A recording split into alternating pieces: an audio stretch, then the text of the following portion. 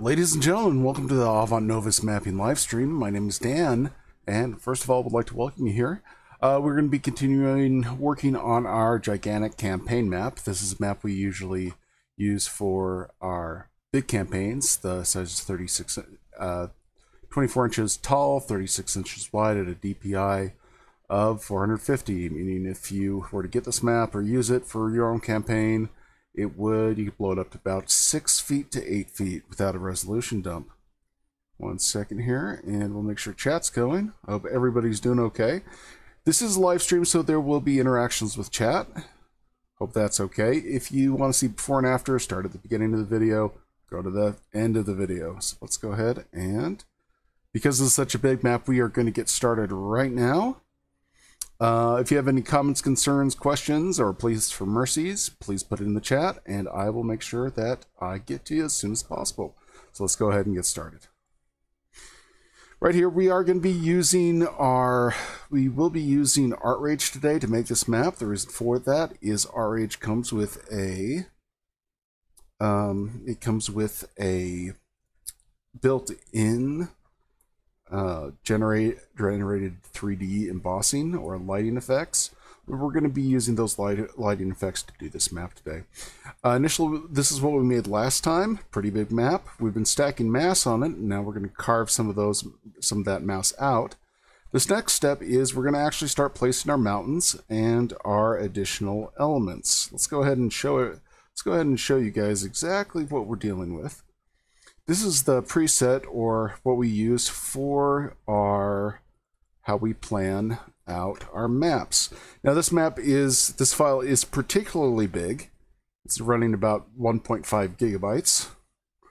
What we've done is we've determined where the mountains are, where things are hot or cold. We've determined wind patterns. We've did these red lines here. It's kind of confusing. Watch the previous video. Tells us where we're going to put our large mountain ranges.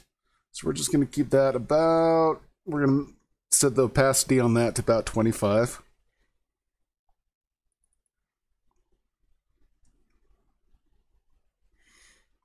Let's go ahead and reduce that a little bit more.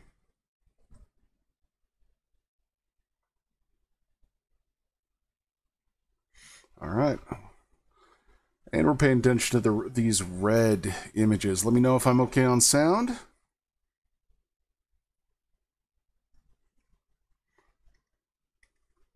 All right. Just make sure everything's going well. There we go. Okay. Thank you very much. Welcome to the stream. We're going to start with the size of 25 pixels. We're going to be using our glitter brush here. Glitter brush to 25%. Now again, this map is gigantic. So we're going to be zooming really far in. Going to go up, and we're going to start. Now our mountains, we're going to keep about a dark gray to kind of let us distinguish where they are and what they're doing. This first step is we'll be adding mass to the image. Then we'll go in and sculpt these and everything else like that. So let's go ahead and zoom in on this a little bit more. The process for creating these mounds with Art Rage is, first of all, we place a mass of paint on the canvas. Art Rage keeps track of the height and how much material and what kind of material is on the image. After we have the mass, we'll go in for what we call blur. The mountains. In our other videos, we go in depth on this technique. We start with our mountains as such. Then we come in what we call with harsh chaos. It's one of our knife palettes. And we make real time the actual mountain range like that. And from far away, that's kind of what it looks like. But that's just the general technique behind that. So let's go ahead and go back down and let's get started on these mountains. Right now we're working on a mountain range. This is kind of like a rift in, the rift in Africa near Lake Victoria. So we are just gonna be kind of going nuts on this. And creating a ridgeline of mountains following this tectonic plates. Hi, Jody. How are you?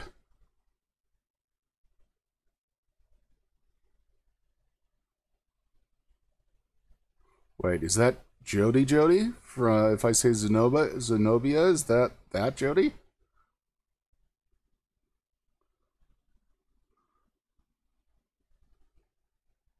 We're just running this mountain range right through here.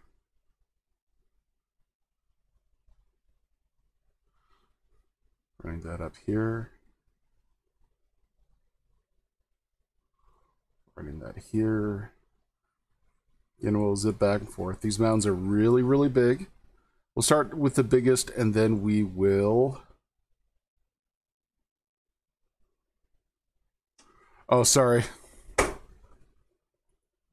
Is this Jody from World of Warcraft? Or is this another Jody? Either way, you are very welcome here. Then we will... Oh, let me check volume. Yeah, I'm a little sorry about that. Let me adjust the mic. Hope I didn't deafen everybody there. Okay.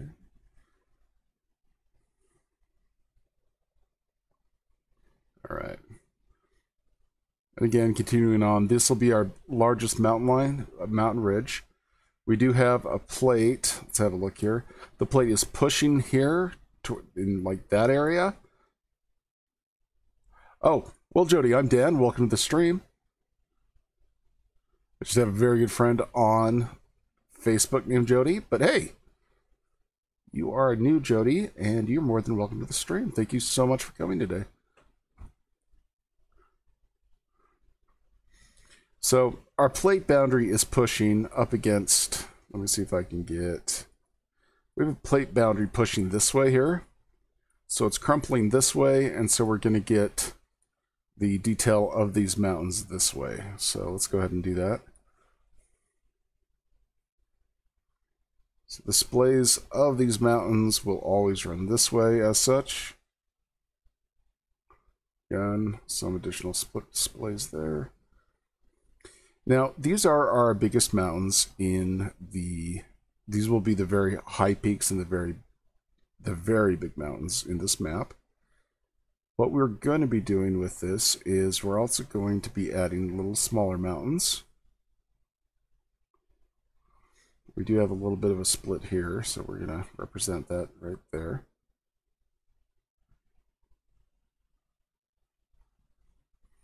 Again, we have a nice big subduction line.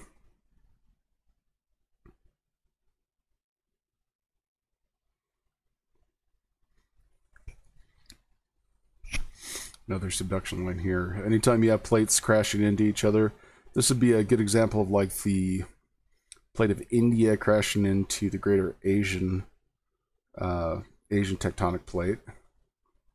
Maybe a size reference. Also based on the wind pattern, we will, once we get to that point, we will also be using these mountains to create rain shadows and necessary effects. We're going to come in here because there is a little bit of a cross plate right here. Let me just circle that. This area is kind of like the Yellowstone National Park in that it's a hot spot and it's going to get some real crazy mountains and stuff like that.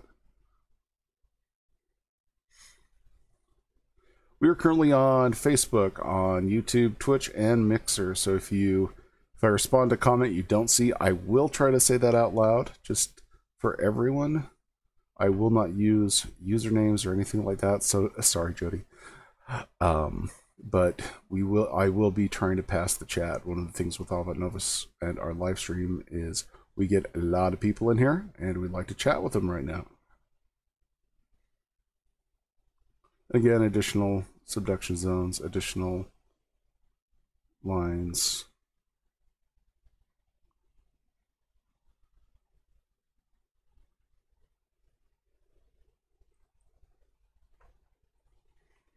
There we go.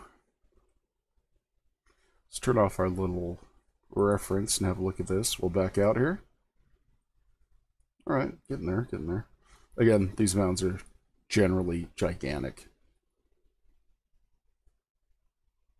We've already set the size of these in the previous video and kind of the size of the basic land. We will be going in and change that quite a bit.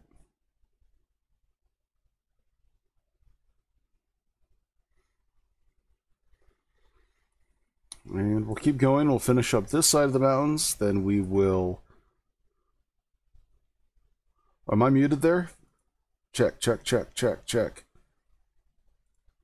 Am I okay there, guys? Welcome Online Tabletop and Bill Hollywood to the channel. These are part of our Avant Novis community. We are very excited to see these guys. Also, OnlineTabletop.com has a wonderful live stream making maps with Photoshop that I'm extremely jealous of and wish I could do the same thing. Please check that out. Awesome. Well, it is April 1st. We won't be doing any shenanigans here.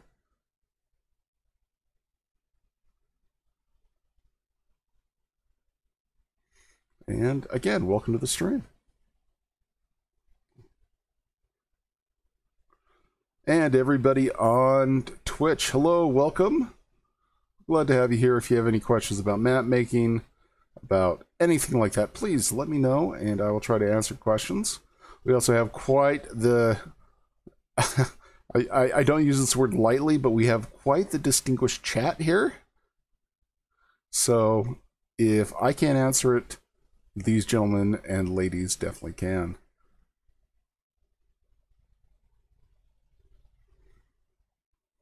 So again, we're running that mountain range down.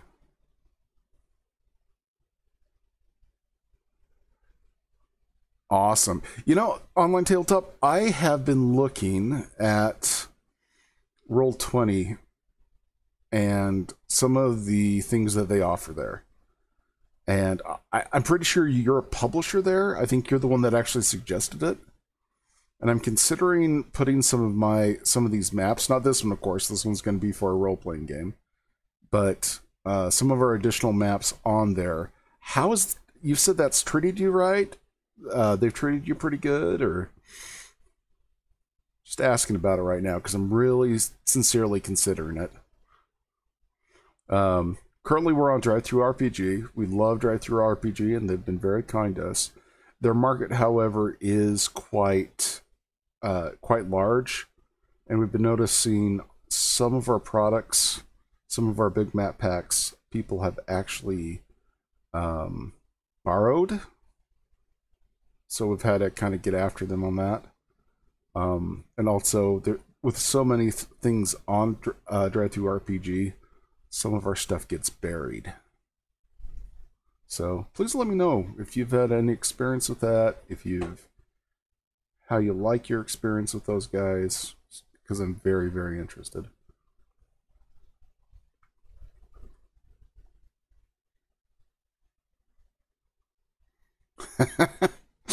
Sorry about that, Bill. I did put a notice in last night that I was streaming today. Unfortunately, I was also on Ambien, so my spelling wasn't the very best at all. And my wife kindly asked me to take that down before I made an even bigger fool of myself. So I will be streaming this week, Monday, Wednesday, and Friday. If those change, I will either post a video or I will be sending out notices on our Facebook page.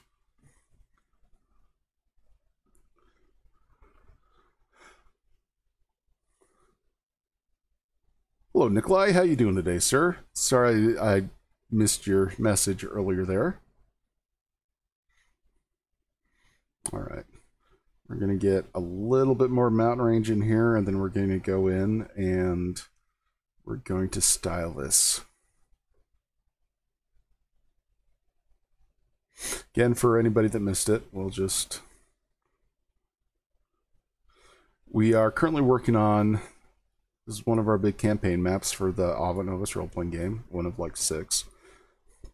We're working on a plate boundary right here.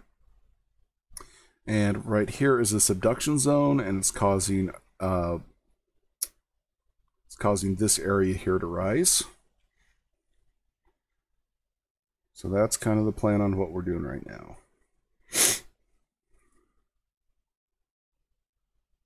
Yes, by the way, that was the other thing. She's all, so are you posting for your, are you posting for the company or are you posting for you? And I was like, oh, that's a good point. Again, sorry about the confusion. We do have a Facebook group called Avant Novis Community. And apparently I've been wreaking havoc with it on late night posts. So my dear wife kindly, lovingly gave me some pointers. I mended things fast. Also, if you're new here, wow, we got a lot of people on today. Welcome. If you would like to check us out online, we're at Avant Novis. We do a bunch of stuff. Or if you are on the socials, check us out on Facebook or on Twitter. We have some stuff on Instagram. And that's all fun too. So, question to the group. It is April Fool's. Has anybody been victimized yet? Or has anybody seen some good stuff online that I'd like to share today? I know I did see the Royal Mint come out with something in England. It's like a emoji or something like that. Okay, here we go back down here. Right now we're going to be placing a lot of mountains. And we will be going in and editing some of these. Spacing them out and creating texture. Then we'll go in and place smaller and smaller and smaller ones. I find it's good to get these big ones done first. Because if you got little guys by them, and then you have big ones, you get issues. And we don't like issues. Well, we do like issues sometimes, but you know. Alright, then we're back up here. There we go. Valiant's on Twitch. Valiant's apparently he got short sheeted today.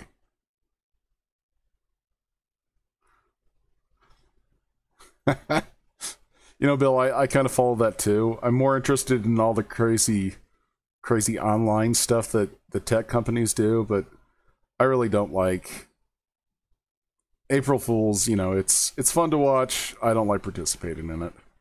My daughter got us about a couple of years ago. I think she was about 5, and she came running in to the front room, and she was like, "Dad, Mom, I had an accident. I'm so sorry." And so we rushed over there, and there was this what appeared to be a large puddle of something in the bathroom. So we were freaking out a little bit. And then she was all, "Haha, got you, April Fools." And she just dumped water on there, on the bathroom. So, yeah, that's my daughter. And I'm dreading if she's going to get us this year, too. Yeah, I kind of feel the same way, that it is. Now, I'm not bashing anyone that does it, but it is, to me, kind of, you know, if it's all in good fun, that's one thing, but sometimes I've been hit with some April Fool's jokes that are just plain mean. So, do unto others in that case. All right, we've got kind of a general mountain outline. So, for those of you joining, let me just show you the basic technique we're going to use. We're going to go over to the Art Rage, knife. We're going to blur these out. What that's going to do is create a natural ridge line. Let's go in here. I'm just going to very lightly with my stylus go over these. You can see we get an instant mountain ridge. Again, this will be our biggest mountains on the map. I think I've said that like 20 times now. And anything else? Oh, we got kind of a lake right there I didn't notice, but that's cool. We're going to make some stories about that.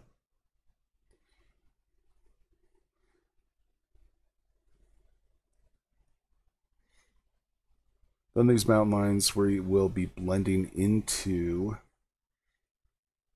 Let's reduce the softness here. Yeah, up the softness.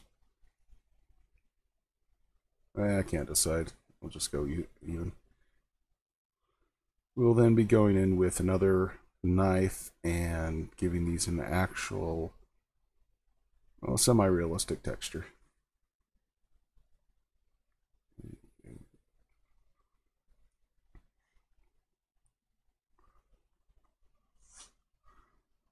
The volcanic world is actually coming up on Wednesday, Bill.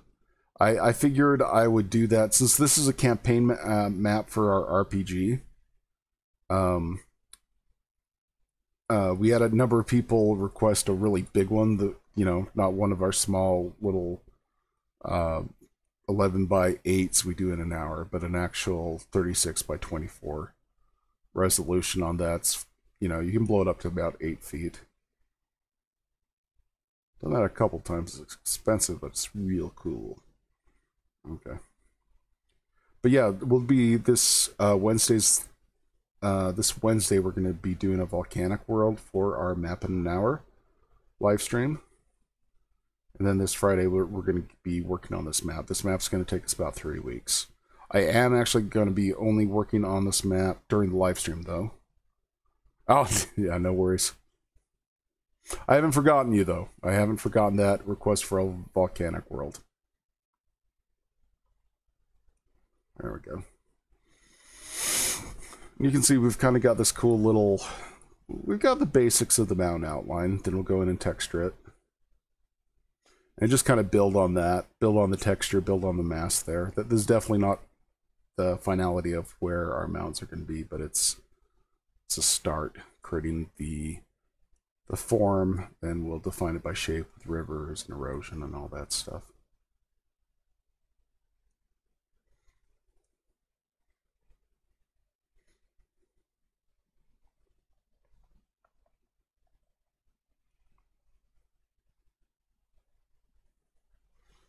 Here, okay. Let's make sure we didn't miss anything. We'll just go up this mountain range. So, in the scale of this, it's a really nasty S sound I just made. Sorry about your ears. This is going to be about the size of the North American Rocky Mountains.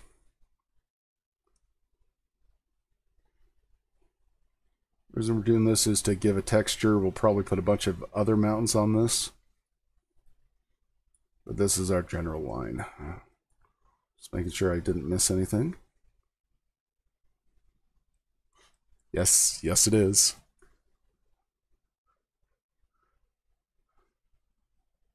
But again, yeah, you'll see. It's mainly for texture and some other stuff. 50. Let's go start up here.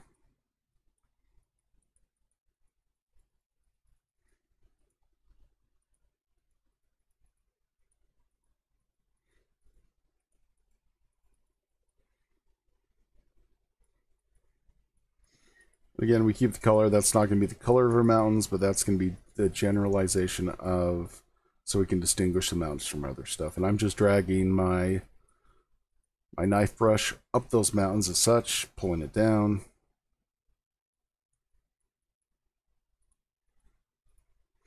There you go. We get a pretty good little ridge right there. And then we'll put a bunch of other stuff in there.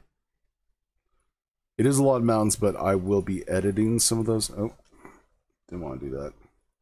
There we go. We'll edit some of these down. We'll be adding a little bit in the really rocky parts. We'll add some more legs of mountains and stuff like that. We'll go right to left. Also, any of the brushes I'm using, I am writing down the exact settings for that. Yep. Let me show you, Bill. This is the question was, am I taking weather conditions into the mountains?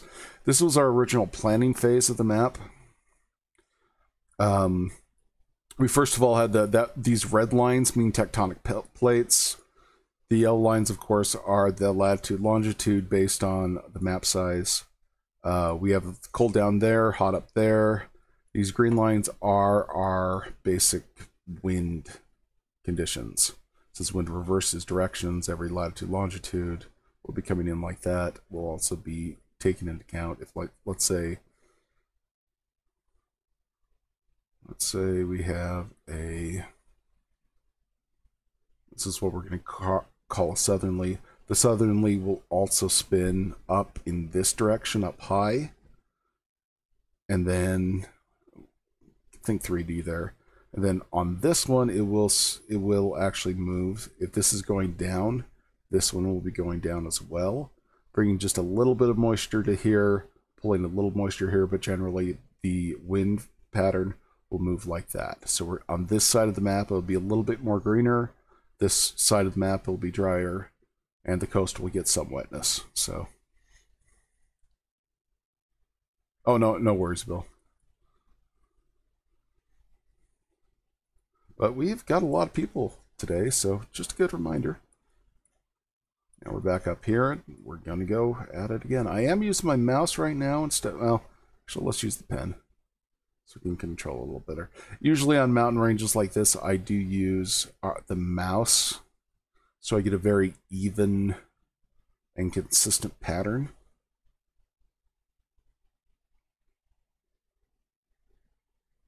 There we go. So I'm kind of blending just a touch of these down so it actually doesn't look too goofy or waffy. And these are really high mounts, so I'm just gently coming in and touching this with the stylus. Well, we got some really cool peaks there we want to maintain.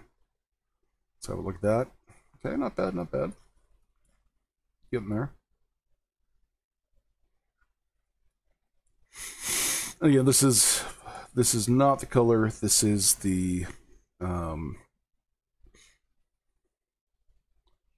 this is not the color of the mountains. This is just showing where those are. We will be adding color a little bit later.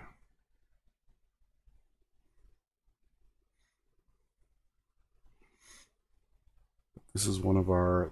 This is about the size. To answer the question in Twitch, this is the size of roughly, if you're looking at a map, like a real world map, from Australia into southern China. Kind of same climate, same environment there. So you're looking about 3,000 to 4,000 kilometers up and down, 5,000 left to right or so. For those of you in America that have to deal with the stupid system we have here, I'm not even going to try to convert that, look that up. You need to know metric system anyways, so. There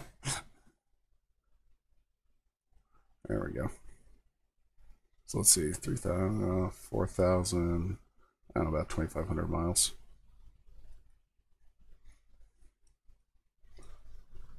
All right, let's have a look at that. All right. Come back into it. Once I'm done with these mounds, I will be applying a little bit of paint to them. Well, this background color that we've been using, that will show a little bit better of the blending. When we go back and paint that, that will be an exception.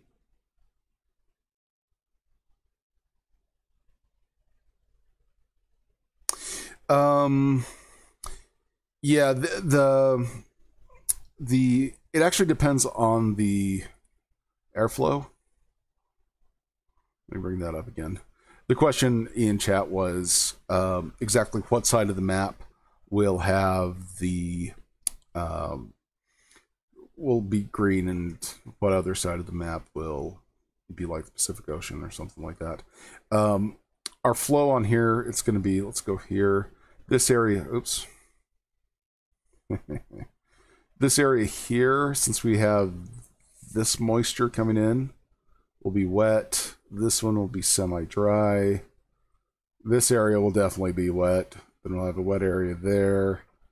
Be a little drier here, a little drier here. We're gonna be, this area is probably gonna be savannas ish. This one right here is going to be like the California coast. This one will be wet. This one will be exceptionally dry. So we'll have our, let's see, boom, boom, boom. Excuse me, this will be tropical. This will be a little on the drier area like Morocco. So let me get rid of these notes here. Yeah, you will get some buildup from ocean. There will be some trapped layers. However, excuse me, trapped moisture. But again, we're going to be dealing with areas like Morocco, between Morocco and China. That's why I get that layer. Okay, back to working on the texture. We probably will be adding some additional maps, some additional mountains on top of this eventually. But we want to get an overall texture that is uniformed when we have mountains and when we have lowlands. This top part, I'll show you the effect here in a second.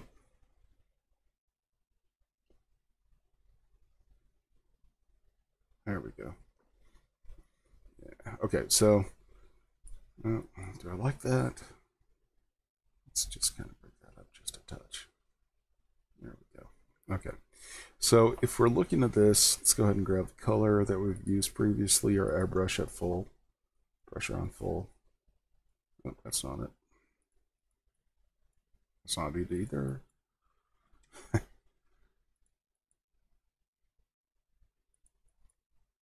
Now we're just going to go with this one, add metallic paint into it. When we actually add color, you can see the mountains blend. Oops, not that guy down there. We don't want to do that. That mountain down there. You can kind of see how this just blends right in.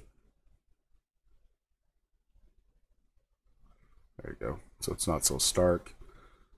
We'll go in there, fix some stuff. Again, this is just a gradual process of adding paint, taking it away, adding paint, take it away, adding paint, take it away.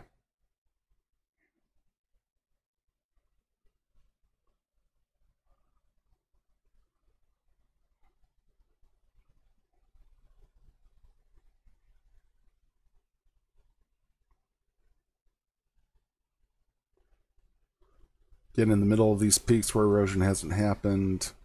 I'm just dabbing. Just like that. There we go.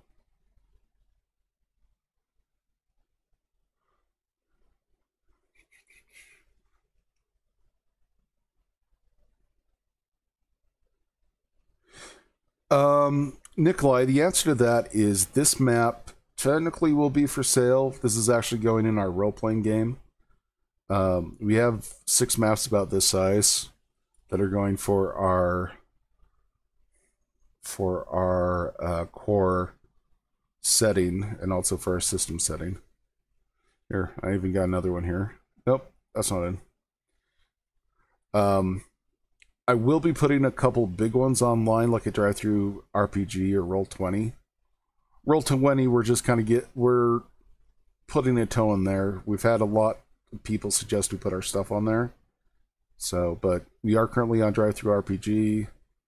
Usually we'll just sell one of these for like between 10 to $5.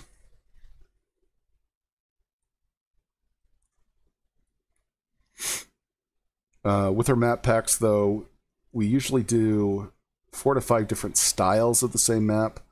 So we get this really big realistic one where it can zoom in like crazy. We'll do a hex grid on it, do a square grid on another, make a really stylized one with all the markers and shenanigans. And then we'll do an old-timey map. And, you know, not to plug my business, but yeah. Usually we'll just charge about $5 for that.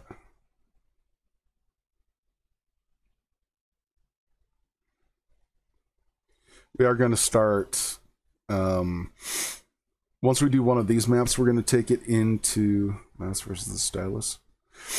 We are going to take this same map for the campaign, and we're going to put it into Wonder Draft or Incarnate, just so we have kind of a more fun style there, depending on on how narrators and game masters want to use it. Question is, how effective is using mouse versus stylus? I only use mouse. The stylus is just a little bit faster because I can control my pressure. If I'm using a mouse, which I do a lot, I'll just have one of these open. Let's see, do a little slider like that. And then bump it up to where it goes. I usually do like the actual settings that RH comes with. I will be using, once we get a little farther into this map, a bunch of my custom tools. Maybe some custom brushes. So look at that. Okay, that's getting there. That's getting there. Got some little peaks up here that we need to make sure consistent. But yeah, it's either or. It's any tool is, you can wrangle it so you can use it. But I definitely like to use both. For a if I was doing a, see, I just used one right there just to kind of break up these mountains a little. If you're going for something that needs consistency, mouse is the way to go.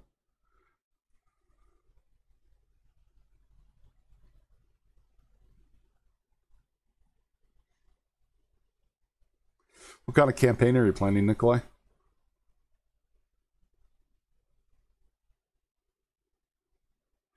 Yeah, I just in a way I agree with that, Bill, that it is my business, it is plugging. But I like to give kind of a fair warning that I am, you know, trying to sell something to someone. Just so, I don't know, transparency on that. I was always a fan of Total Biscuit before he passed away. One of his big things was being very transparent about sales and stuff. So, something we practice for our business and something that I practice online. But I do agree, there's nothing wrong with it, and I really shouldn't apologize for it. Yeah, if you want a map, Drive-Thru RPG, look up Avant Novis. We've got product after product. Only $5.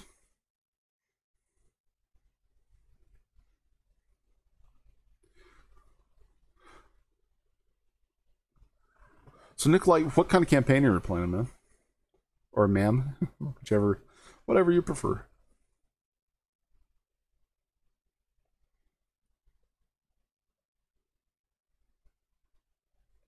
There we go. Have a look at that. Yeah, get there, get there.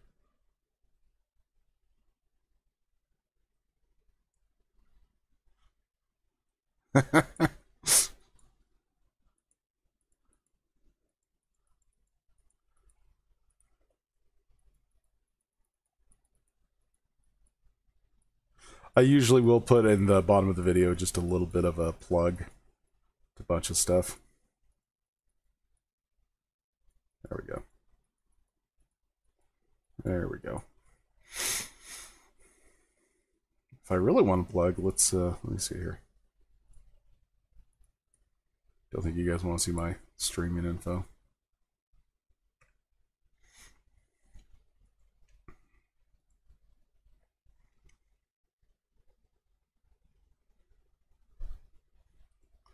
But yeah, if you go to Drive-Thru RPG, that's pretty much all the maps we have on there. Again, just look up at Avant Novis. Now that's a plug. Yeah, no, I agree. I definitely agree. When we first started this, we did like maps in an hour.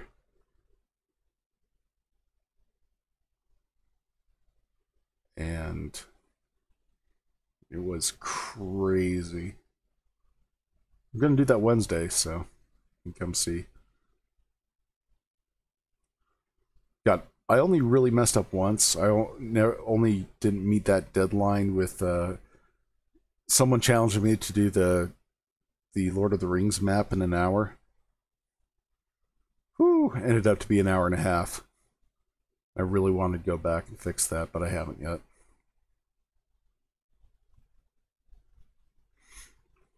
Alright, let's come up here. And I'm trying to keep the blending away from the mountains there. Thank you, Bill.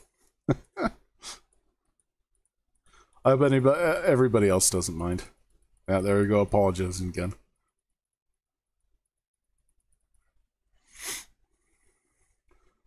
Hey, welcome to the stream. I'm Dan. We're making a campaign map using a program called ArtRage. Okay, just looking at that. It's kind of a cool little stretch valley. Kind of like that a lot.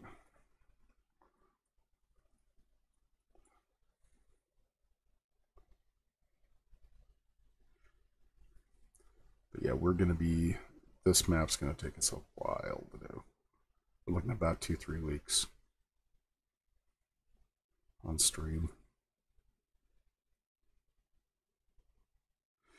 And thinking of that, I probably should save this map. Yeah. Now again, this map is gigantic. It is going to take a few moments to save.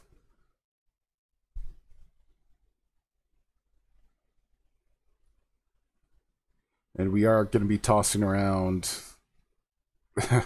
I'm streaming on one computer and also saving this on one computer, so a lot of good thoughts and good juju when I try to save this that it doesn't crash. Otherwise, I will be bent. Okay, well, that's cool. Let's go ahead and color that really quick. Oops. Actually, let's see if we can take a sample of this one. Yeah, okay. Again, going in with yield. That's a little better. Airbrush to try to keep things consistent so I see texture across the board. There we go. Oh, forgot those islands. Those islands are my little neglected things that I always forget. There we go, nice texture there. I'm probably going to stream for 2 hours today. So there's about an hour 15 minutes left of the stream.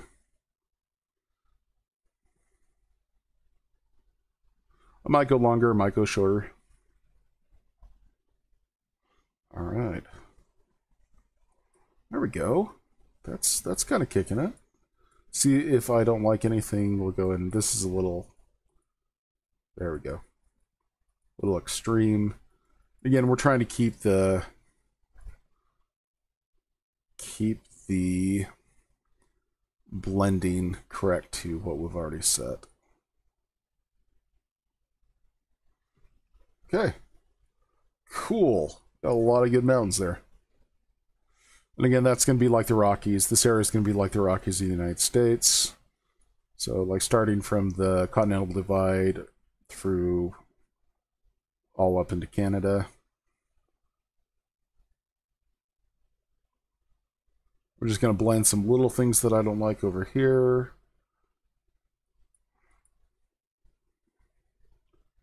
Now, when we color this, just for... got to break up some of this so it doesn't look like... We'll go in and do some other stuff like that when we're really close. And then when we put in the rivers and stuff, we'll also do that. Just trying to get the texture even across everything. Alright guys, hold on to your butts. We're going to save this.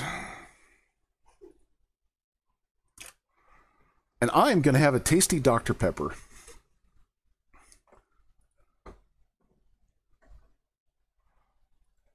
Because Dr. Pepper, I probably shouldn't show the label. Dr. Pepper is this cartographer's drink of choice. Sponsor me. Okay, let's go back. This will take a while. Well, it's not going to take a while. It'll be about a minute and a half, but deep breaths, everybody. Deep breaths. Also, we just updated. Let me show you this while we wait for that to save. We just updated our website. Added some maps. This one's free. Enjoy. Check it out. We got a whole cartography section. Plugs for stuff, but gives you an idea of what we're working with. And much to Drew's happiness, we finally got our 3D printing page up with the models that we have been doing. Let's see if that's saved yet. Almost. We'll give it a few more minutes. So yeah, each of our miniatures that we're starting to work on and develop. This one right here, crap. That big nasty worm thing was the most current one that we've done.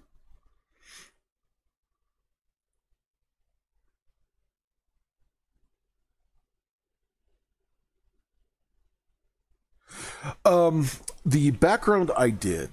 The background I usually draw it in. Yeah, I drew it. Well, not really hand drawn, but I started this just kind of by hand.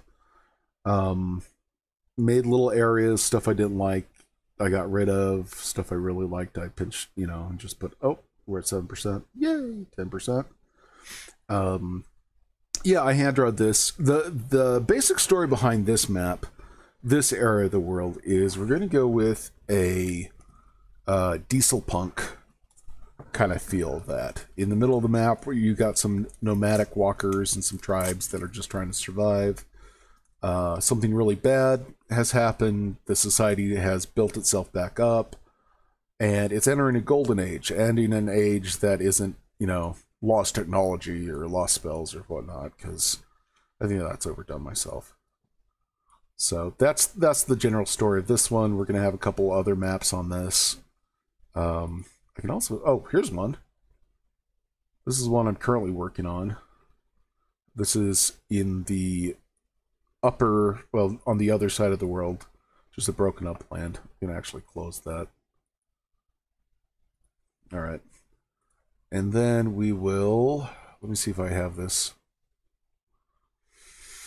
Oh, we just got our 3D model and added it, the basic landforms, to Google Earth to create just kind of a test for it. Oh, I love Vampire the Masquerade. Absolutely love it. The system, it's a good storyteller system, but I love the lore. Went through my little high school phase with that.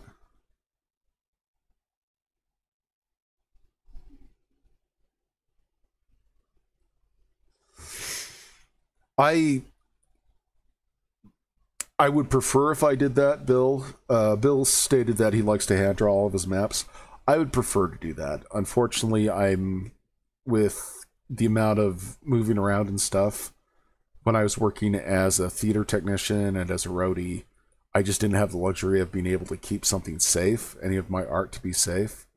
So I had to figure out a way to do this digitally, and that's kind of how I got into this. All right, we're going to start on another section over here. We'll do our big sections. And hopefully at the end of the day, we'll have most of our mountains done. Then we can move to the fun stuff. More mountains.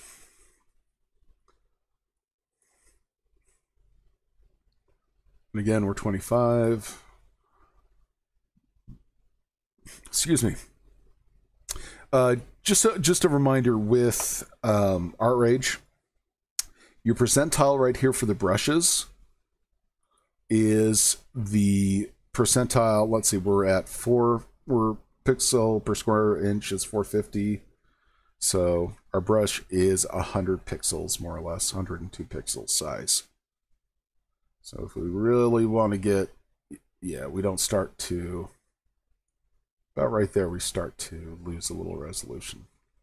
So just remember, if you're looking for the size of your pixels in Art Rage, and hold on, I gotta plan this out a little better.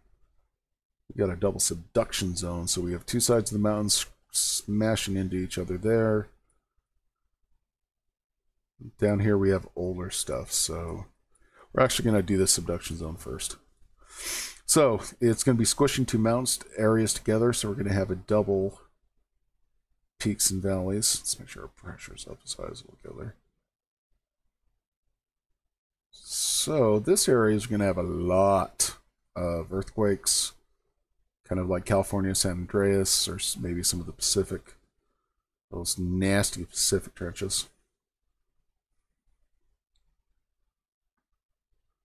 Oh yeah.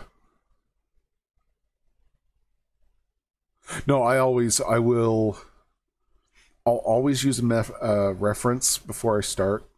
The maps I do like online for the tutorials and stuff, or the maps in an hour, that's just from the hip. If I'm doing a map like this, I will sit out and plan it. I'll sit out and make a bunch of different copies. The hardest part with doing something this big is keeping the land size consistent. We should have islands down here with this then as well, now that I think about it.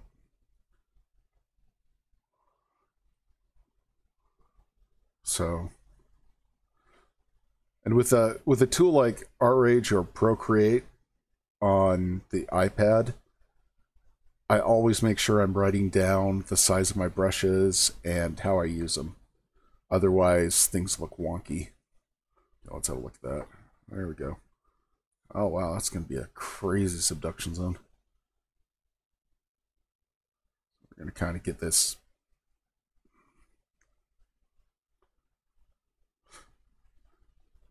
There we go.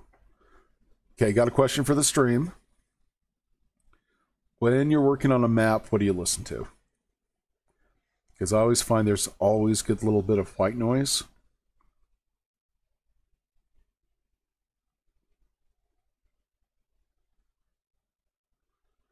Which bounds do you fall north or south? I've not played a statement that someone plays the Savage World and the Cipher system. I actually haven't seen the Cipher system. Savage Worlds I've seen and I'm a big fan of. I will go check out the Cipher system. I do have a question from Bill. Is California has wide, thick mountains and tend with all mountains to fall north and south? Yes. In how the tectonics work in our world, that little piece of North America and also South America has that really cool, interesting plate that is just going crazy. China's really weird when it comes to plate tectonics because you almost have three plates smashing into each other. Right now, we're just trying to follow this two subduction zones that are crashing into each other, causing splits and other things like that. We're doing the highest peaks and then we'll break out of these. But I kind of feel sorry for the poor suckers that live in this area.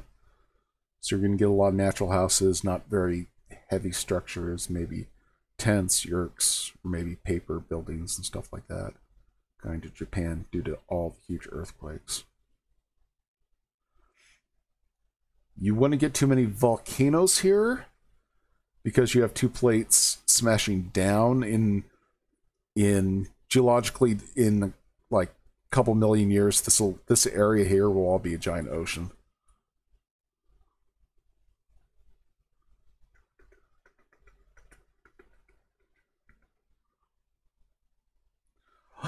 Also, how many people play with groups online? I am a big...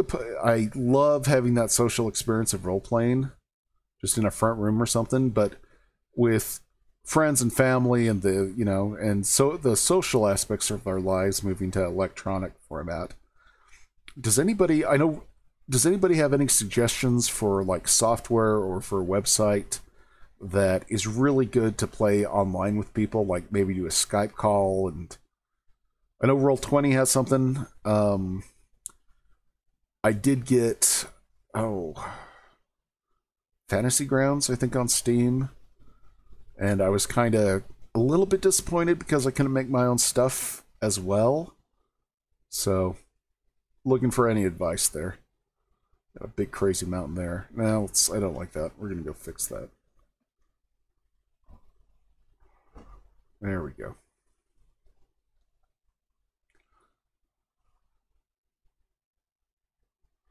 Yeah.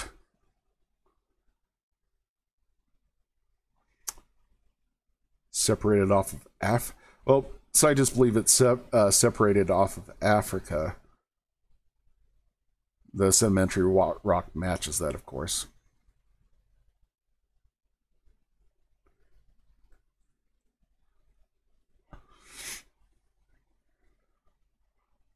So we have that plate there. This is kind of, we're gonna kind of break this off and break this up a little bit to make it look like we're not just following a line, which we are. Okay, we're gonna come back down here. We're gonna put just a little bit of this here. Yeah, I'm kind of worried about that too. Discard for chat. Cool. Yeah, I'm Ancient of Days, so I used to use TeamSpeak and Vent. So that's going to date me.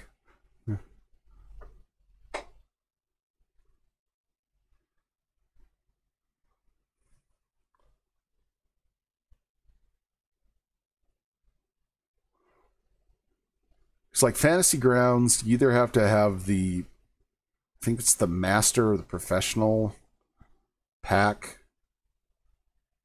to have others play for free. They just download the demo. Is Roll20 like that, or can you just... Is that free for everybody to get on?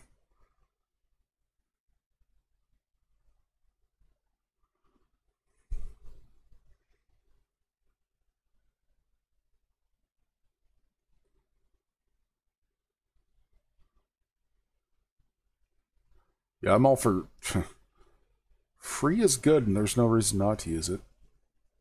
Granted, you're going to be helping someone with their business and providing information to them, but as long as people and businesses are clear on that, I have absolutely no problem with that.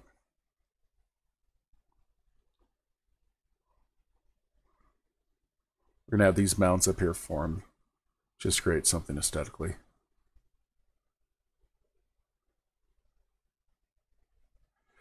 Yeah, that's what I found, Jody, as well. Right now I am knee deep in relearning ZBrush 2019.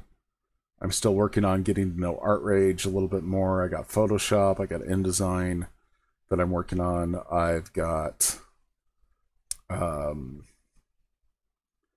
Fusion 360 and CAD software that I have to relearn a little bit when it updates, of course. And so it is like, I hate having to learn new software all the time.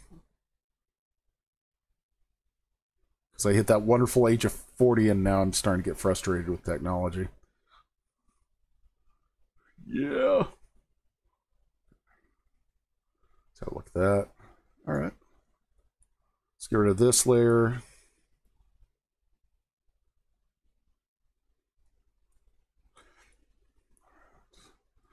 We're just going to run this mountain range over here a little bit.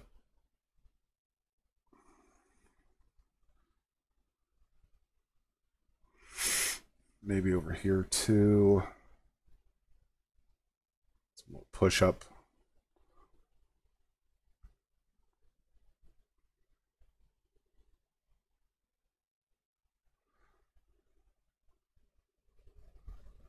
Yeah, I just want stuff to work.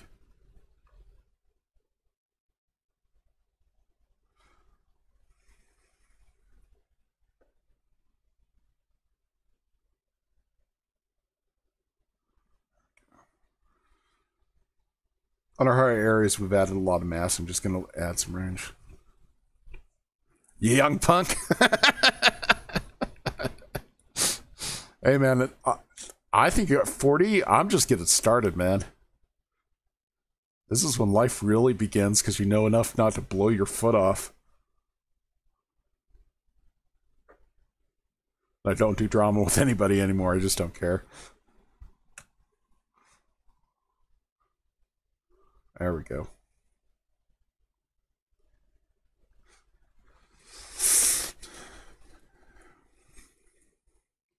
All right, let's go ahead and start fading this out.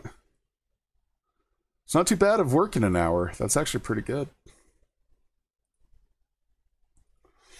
So we will start insta-blurring this. Again, I'm going to go to about 150 on my size. Going to go down on my tool to about 15. And also, to my softness, about 15.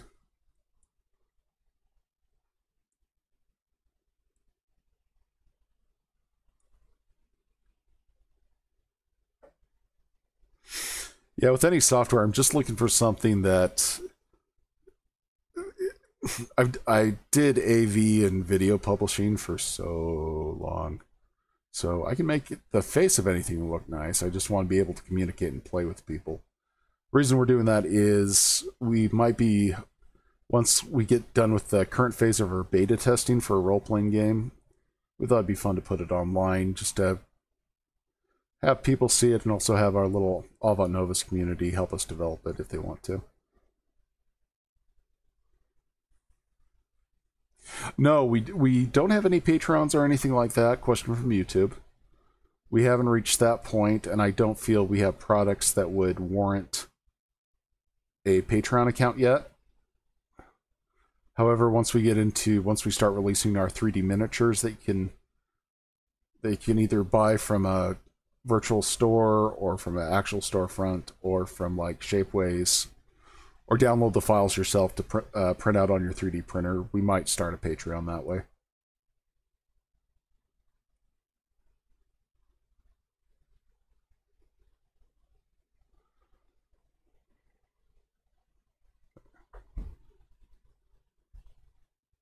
Discord.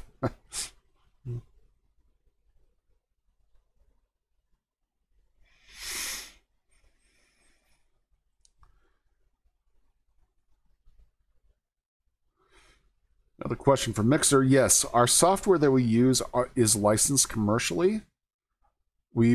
Everything we buy that is on stream or we sell, it is all from, we do buy the commercial license. Bill, I would love some help with that community.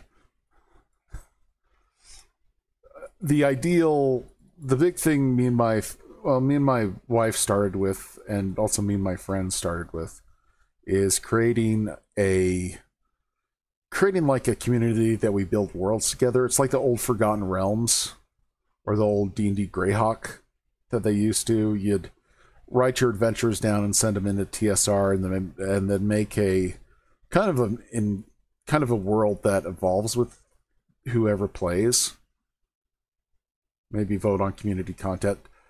I want to do something like that because I have about 4 or 5 hours of free time as a homemaker since I'm doing that now for my kids. And I think that'd be real fun. It's also a way to, get a community, get a bunch of people there, get them products for their role-playing games. Just enhance life through entertainment.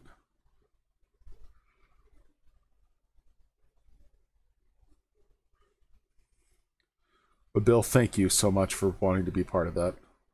Definitely take you up on that.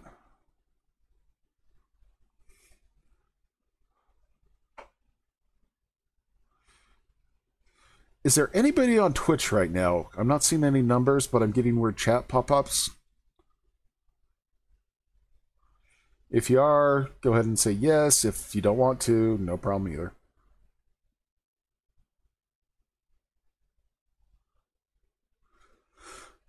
To answer that question, would stream any of the role-playing games or anything like that on maybe the same format? Probably on YouTube, on Twitch, on Mixer, and Facebook.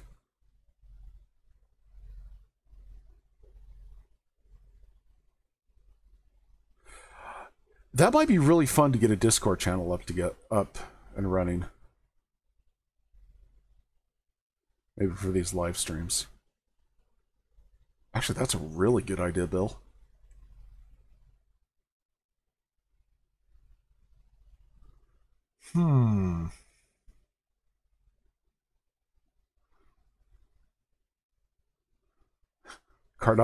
Like a cartography podcast or something.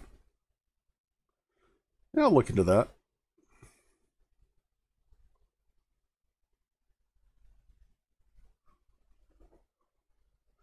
Yeah, talk, yes. Also, forums, post stuff. That'd be fun.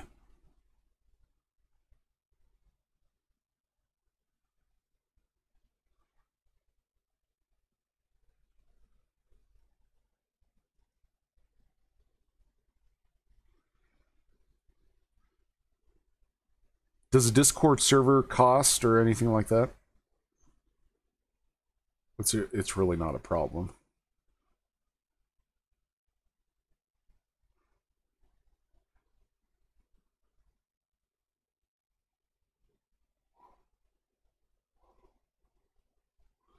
There we go. Okay, we're going to color these here in a few seconds. There's some things about these mountains I'm not 100% sure on. I might not have been paying attention, kind of on cruise control, so we'll... Oops, not that. I like that. There we go.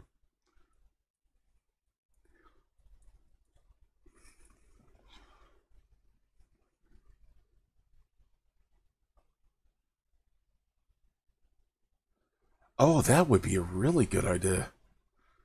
So if I like, when we're doing one of these podcasts or stuff, I just throw the Discord chat up. Discord that up. Is that kosher? Is that something people do?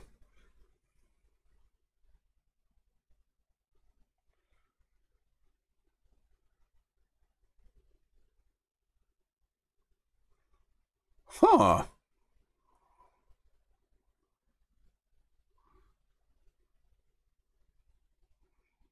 Alrighty then. I will check that out.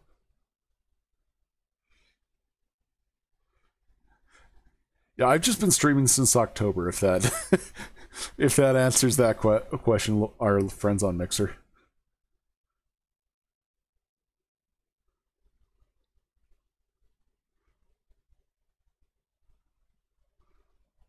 Oh, cool.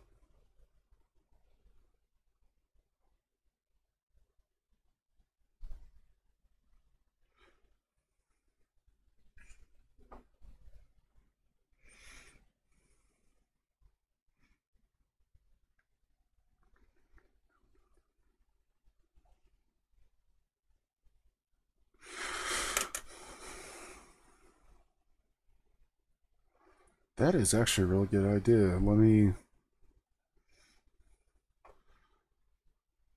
Hold on, I'm going to write this down.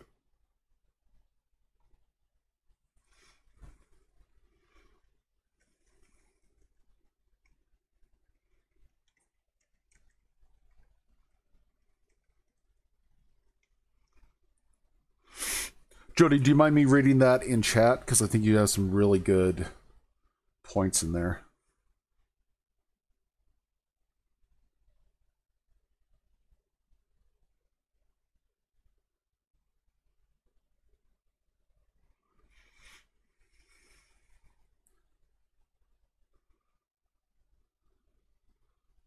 I think I can look at... Yeah, I'll have a look into that.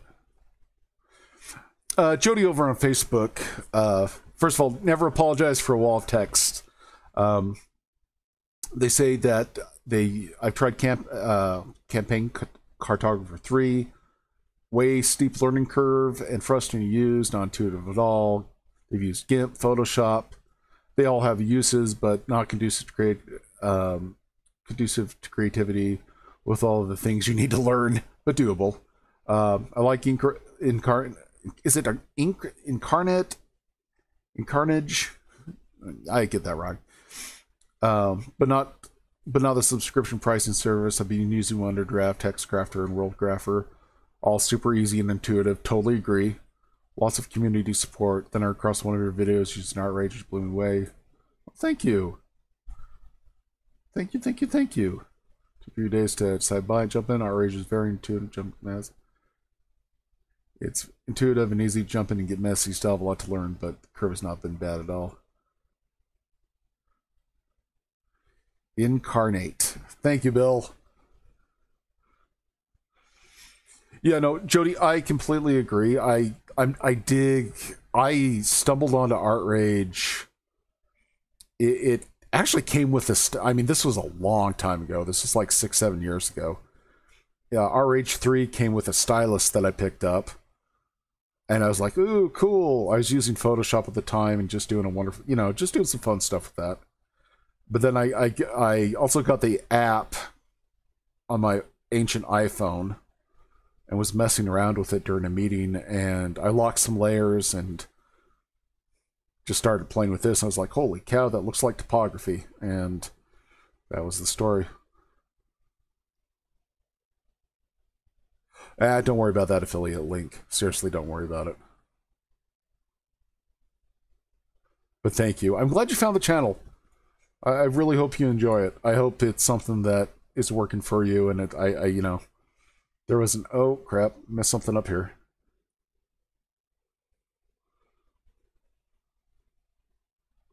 Yeah. Also, Jody, are you part of the Avant Novus community? Big invite, huge invite for you to come over there and hang with us and post your stuff.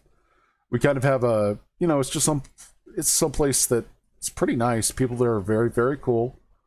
Also, you got some giants. I'll let them.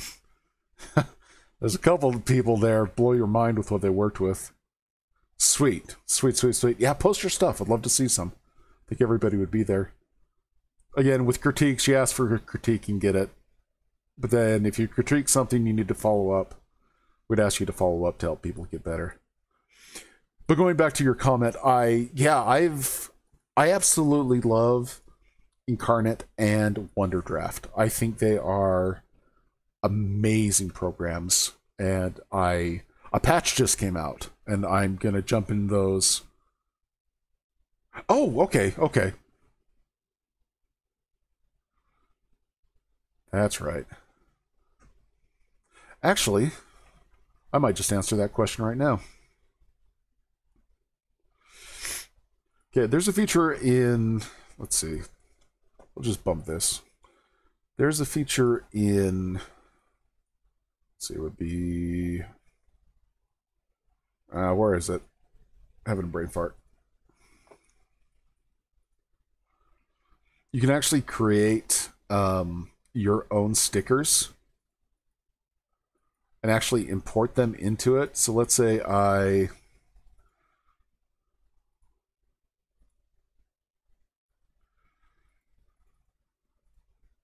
okay. You can import it. There's a way you have to format it in this. I did reach out to the forums and the developers with your question, and you can do it really easy with the brushes. Well, the sticker brushes, but you can also add stickers themselves, but you have to format it correctly. And I'm actually talked with them. I'm waiting for someone to get back to me on how to format those file types. And as soon as they do, I'll post something either on the RH forums, excuse me, over on the community website, or I might even just jump in and make a video on how to do that. Because I think that would be just absolutely splendid. For there we go.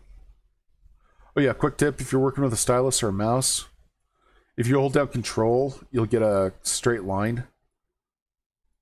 I think this was a recent update, and you can create some really cool little things like that. Okay, let's color this in and have a look at this mountain range. Let's see if I totally butchered it. Oops. Give the child alarm. Yeah, Wonder Draft. I love the different styles with Wonder Draft. Also, Lucas, who's on the... you'll see Lucas a couple times. He's one of our members of the community. He mentioned there is a lot of different plugins that I wasn't aware of for Wonder Draft to help with some of my biggest complaints. Like the coloring, I'm not a fan of. But apparently some people have already fixed that and made some really awesome things. So I'm going to play with that tonight. I'm going to play with Incarnate's newest patch. There's some cool, like, cold weather stuff that I really want to check out. Okay, I'm just going to... There we go. Yeah, we're good. All right. I'm just going over this, and I'm going to just edit some of these textures. There's some of the textures I don't like.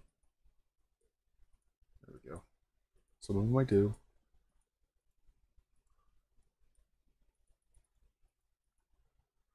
Then in this area, I'm going to try to get rid of the, like when you use harsh chaos, you kind of get a very distinct shape. And after a while, you definitely want to break that up. So I'm just going over the stylus.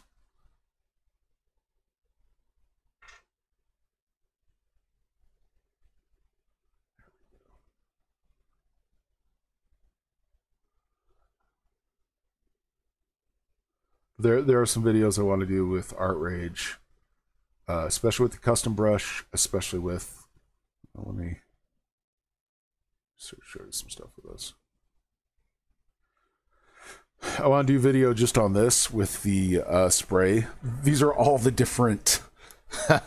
These are all the different aspects of some of the spray brushes, and you can make absolutely anything there.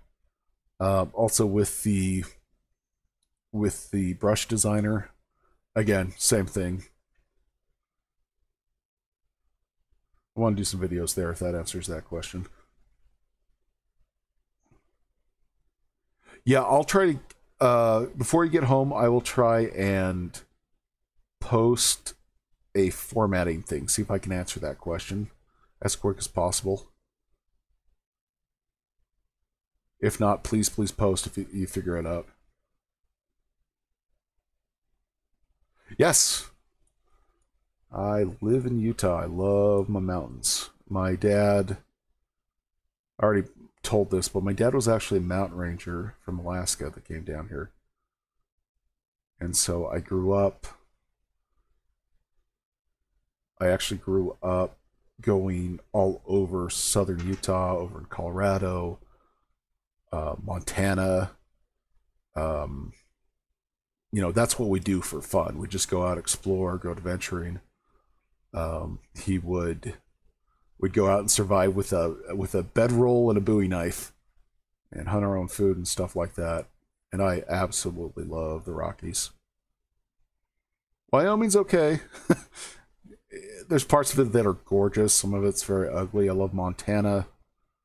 Love New Mexico. Love the deserts. You know, I haven't been to Ohio. That's one of the places I haven't been. I've been everywhere else, though. Slept under a lot of trucks when I was doing the whole concert thing. There we go. I got married and said, you know, this sucks.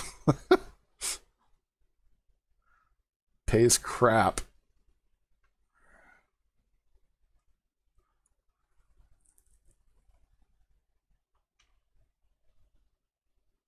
Yes, all the maps are 46 inches by, 36 inches wide, 24 with 450 DPI. And this is I don't know, this is the standard that if I'm going to do something professional, this is what I'm going to do. Okay, there. Got a nice little mountain range there. Let's really jack this up, and just to see some additional detail levels, I'm going to add about 50% of metallic into the mountain area. We will get rid of this though. I just want to make sure my blending's happy and I don't have any weird little lines. There we go. There we go. All right. Yeah, there's some stuff here that I need to fix.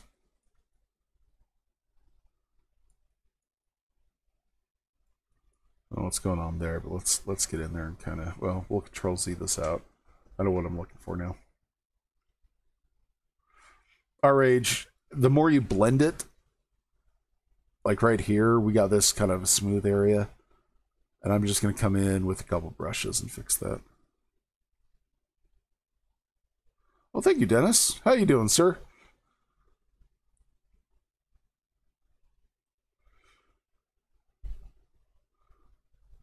Yeah, I think I'll get a Discord so everybody can see the chat, because we have a bunch of people on Facebook, we have a bunch of people on YouTube, we have a bunch of other people. That way everybody can chat together. That'd be cool.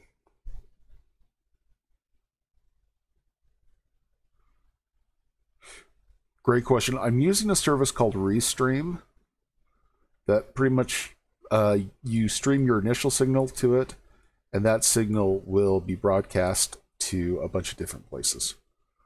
And it's free. Yay. I'm going to put a couple mountains down here just so it feels a little bit better. There's a lot of, it's like coastline, then, hey, mountains!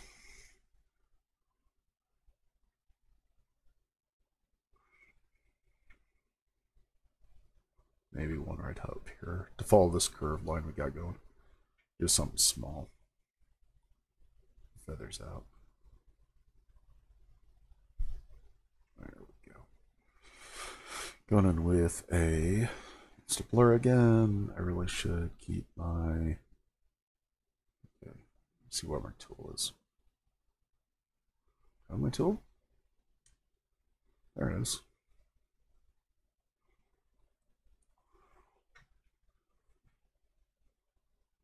Oh, didn't put enough on there. There we go.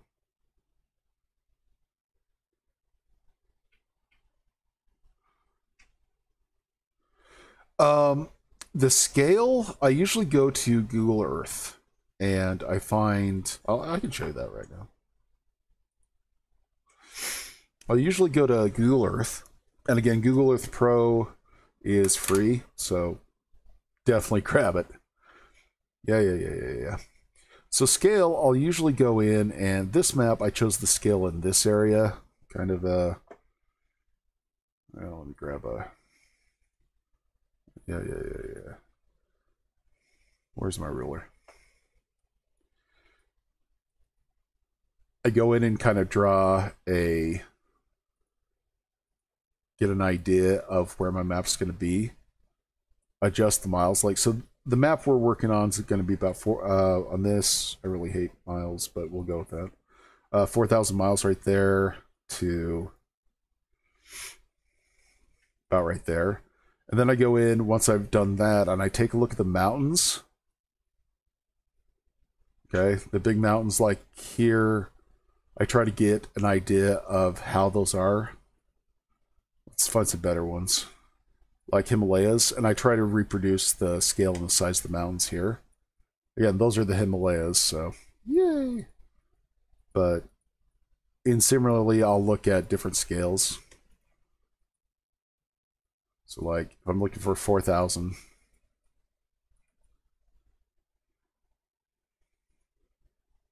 so my mountain should look like that once I'm done. So I might be a little big on my mountains. I can go and adjust. Or if we're up into the Rockies, that's 1,000. So you could say that map I'm doing is about the size of North America. Yeah.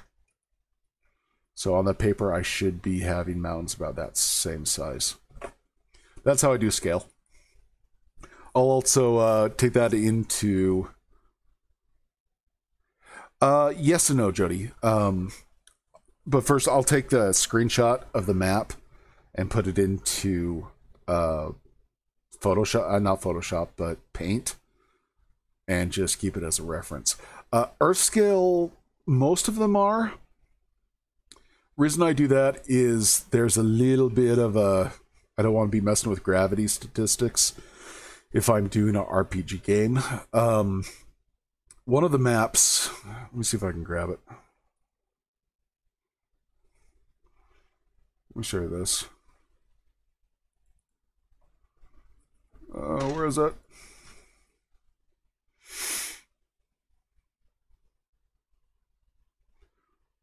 So, okay.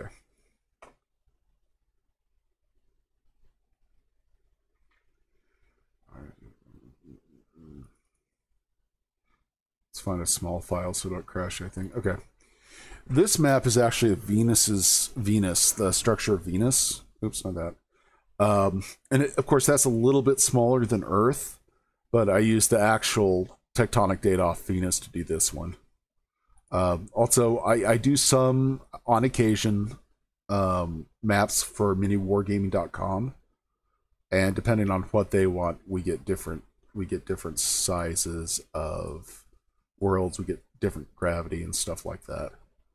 but mostly for fantasy maps, I'll try and keep basic Earth properties. That way, you know, you don't have to adjust for mass and stuff like that.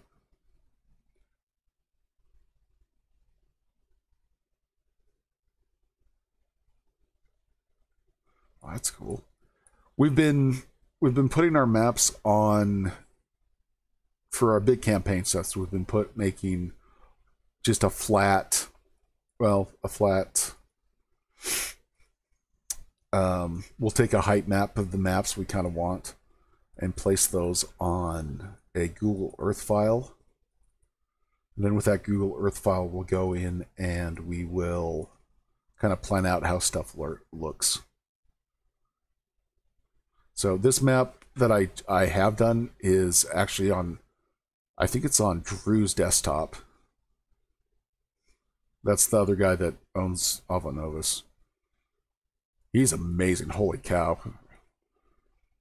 He's actually in Hawaii right now, doing a gigantic statue of some Hawaiian chieftains.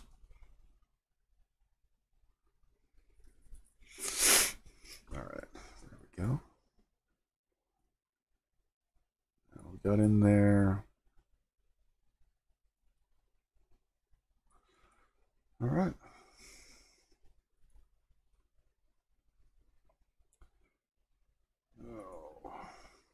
Yeah, this is one of my custom brushes.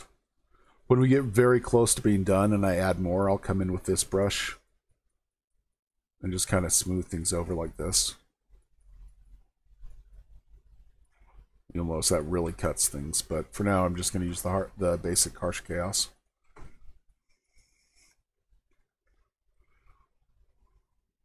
Now let's go 150.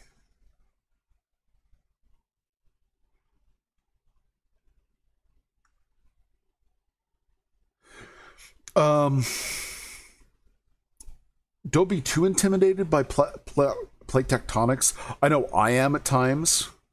We have a gentleman that does his own streaming. He's posted on the group, tabletop-rpg.com. He has a masterful size and scope on plate tectonics. And I asked him where do you get his information. He said just go online. And some of the best stuff. I'm way too small on that. There we go.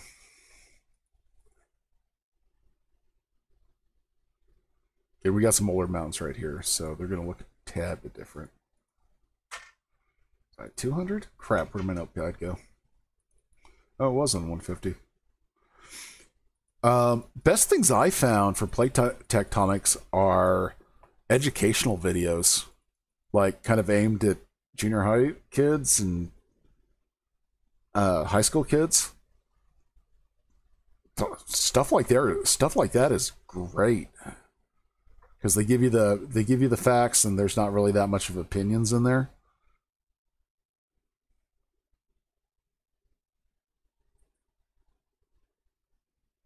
Yeah, I did that one on Drive-Thru RPG. I mean, with Mini Wargaming. Nice guys, really nice guys.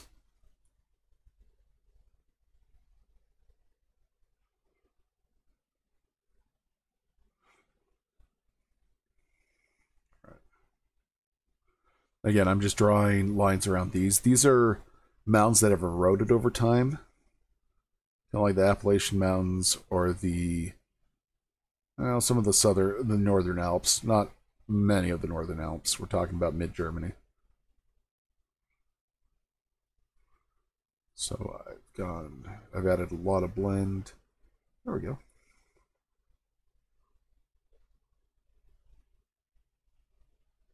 Ooh, yeah.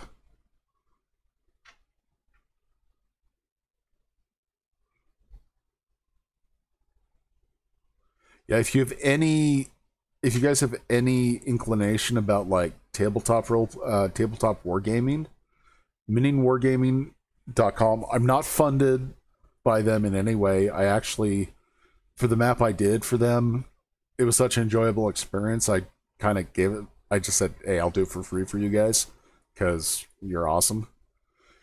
But those guys are great, and they have a wonderful channel. If you really get into it, their vault membership is worth it. We actually, our maps, any of our maps that we do are on their vaults. Well, a lot of the maps we do are on the vaults for free. So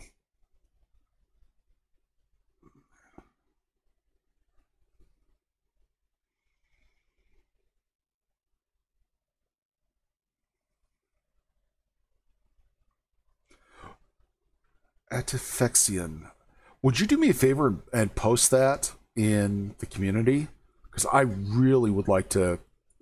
Hey, I'll take any advice and information I can get. There we go. There we go.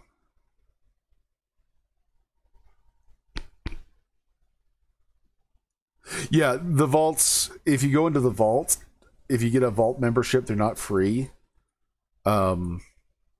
You pay like $5 to $10 depending on your, well, 5, 10, 15 bucks depending on your membership you choose. We have given Matt and those guys some of our big campaign maps for their vault members. So to get those, you would need to pay the mini wargaming guys. But it's just something we did to support them. Not that they needed, but it was our way of saying thank you to them. All right, oh, got a couple more.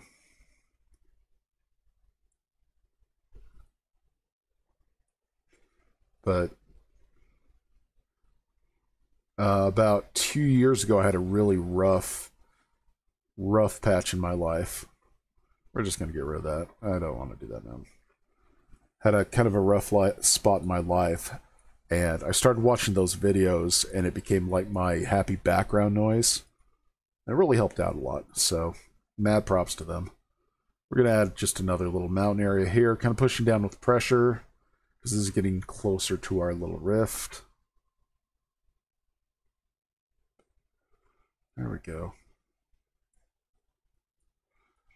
These, on this map, you'll see like these large areas here that are kind of, you know, they're gigantic. What's going to happen is, in the next video, probably on Friday, we'll get into those, and we're going to chop those down. We're going to add texture. We're going to fill it with landforms, and we're just generally going to make. We're going to really. Oops, that is way too much brush.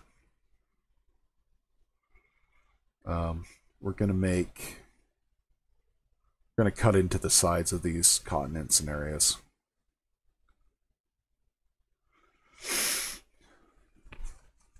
Another question from Mixer. My background before I did this is I started as a theater light designer and moved up to what we call a technical director. And then I got my journeyman stuff for the unions. I started doing a lot of traveling, a lot of road concerts. Then I moved back into, I got married, decided I hated doing road concerts, so I became what we call a production manager, and brought concerts to places and all a bunch of those. Also at the same time, I started learning how to be a scenic designer, a scenic artist, a concept artist. And so by the time life came and I had a hard time, and then we found out my wife could earn so much more money as a software programmer. So I just said, you know what? I'm going to stay home with the kids,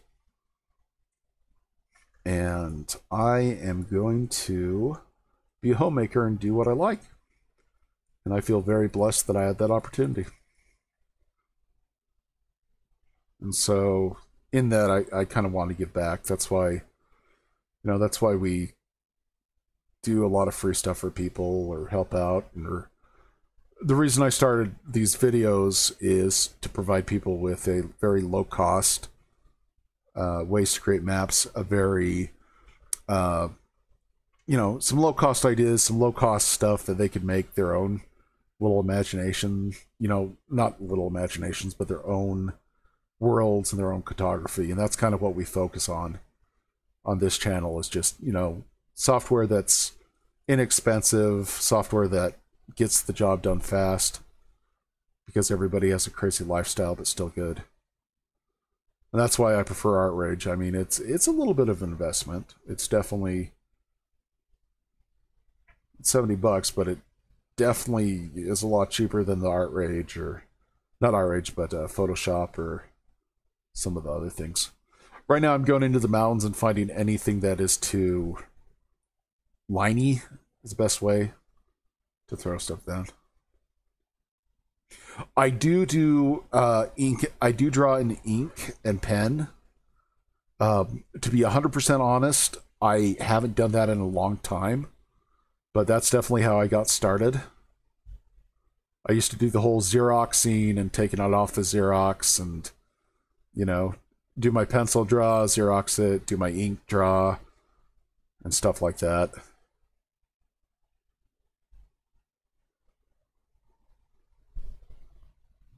But I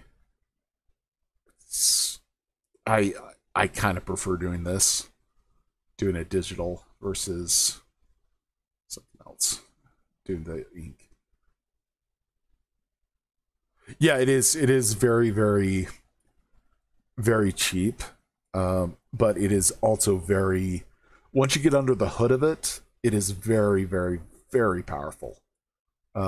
It I think one of the disadvantages it has is that it doesn't show people exactly what it can do. And it's one of its greatest strengths at the same time, because it's very, very, very ridiculously intuitive. But you can get into it, and it pretty much does, for the painting side of the farm, it does everything that Photoshop does. You can import also any filter from Photoshop into Art Rage. And it, oops, way too much blur, bad Dan. It has a lot under the hood.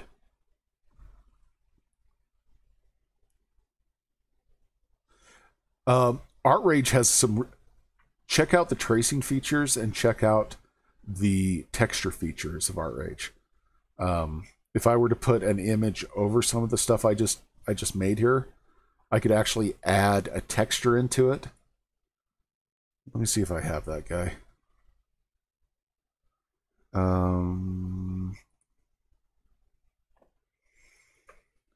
This guy here, I actually did in. This is a pencil, then ink, and then I took him into Art Rage. And if you can, let me see if I can zoom in. You'll notice all the texture stuff on there. Again, this is a JPEG of a JPEG of a JPEG. But oh, like right here on his chin, I did all this texture work in Art Rage after I drawed him. He's kind of an unofficial mascot right now, and he's disturbing as heck. But yeah, I'm definitely a disciple of Art Rage. I do have an affiliate link, but I don't like pushing that.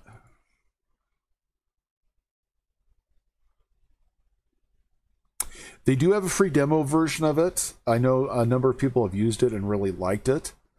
Something that you also can check out is on your tablet or on your phone. They have I'm not going to call it a dumbed down version of the software. Well, yeah, maybe I can. It doesn't have all the in-depth features, but it has just the intuitive features that I'm using. And in theory, you could. Well, that's how I started with this. I started developing maps with Art Rage off my tablet and my iPhone. And even one time during a concert, I accidentally projected it to the audience of 25,000 people, and they loved it. So yay. Okay. We're getting some kind of discoloration with some of these mountains. That's caused by, since they're so high, or I've added too much mass. The way I'm going to take care of that is you go in with a... I gotta get it different. I gotta record my tool set for that. So, nope.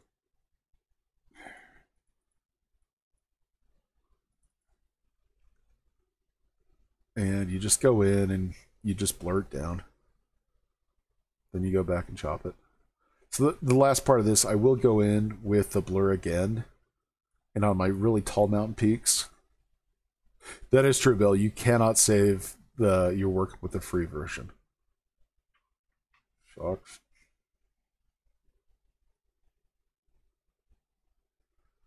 There we go. When I blur the top of these mountains out right here, it's going to make them pop a little bit more. There we go. And this is kind of pissing me off, but I will go in and edit it later. Oops. There we go. It's a little bit better.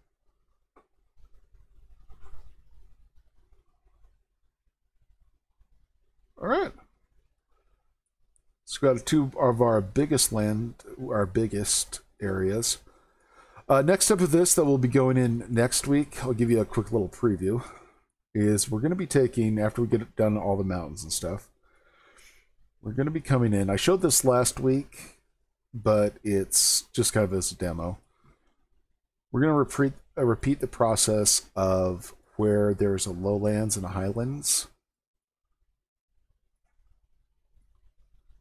Now, these aren't rivers, so but these are just the high points, the low points. At that time, we'll go in. After that, we'll blur these as such, because we want that mass to kind of get into those recesses that we've made. We're going to harsh chaos. Oops. Actually, I do have a brush for this. And then we'll come in and we'll, on these lower parts, we'll shave that off. Oops, it's way too big. And kind of do something like that, blend it together.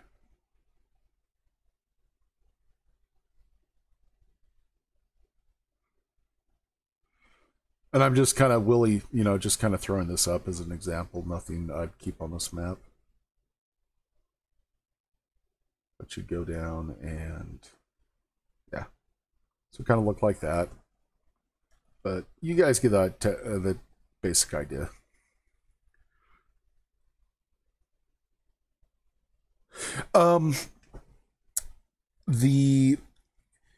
There's a lot of factors when printing with ArtRage. Or with any other software. When you use Photoshop, it actually has what we call a color correction. It goes in and kind of checks out your computer and your screen and also your printer. ArtRage does not do that. So you have to be you have to set your printer and your printing so that it... Oh, crap. I accidentally hit select. Okay. ArtRage, you have to keep that in mind that it will print out dark. I usually find the best way to do that is put another filter. Oh, I'll show you. You put another filter. 500. I'm just going to go use white on this just for this demonstration. Do not put any metallic in it.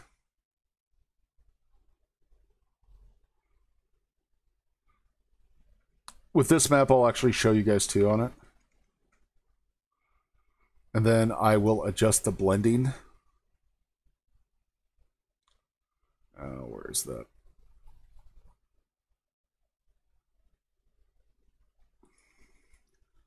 Either a light screen or a difference or something to that effect. Another really good option is that GIMP. Oh, thank you. Thank you, Greg. If you want a free software that does the same thing that ArtRage does, that checks your screen color settings, that checks your printer color settings, and that also checks everything else, export this map or export your image either to your Windows or export it into a different software other than ArtRage, because ArtRage will technically... it will be giving you the exact colors you used based on the color schematic that you use on ArtRage. However, that might be screwed up or skewed with your screen resolution and everything else. Well, your screen color settings, your printer settings, and other stuff like that. In my case, I've adjusted my monitor so it's what you see is what you get. And it's just basic color settings on monitor. I had that exact same problems for a while, and that's the easy and short solution. Either export it to PNG and adjust color with Windows, or throw it into another program that automatically adjusts color. Does that answer your question?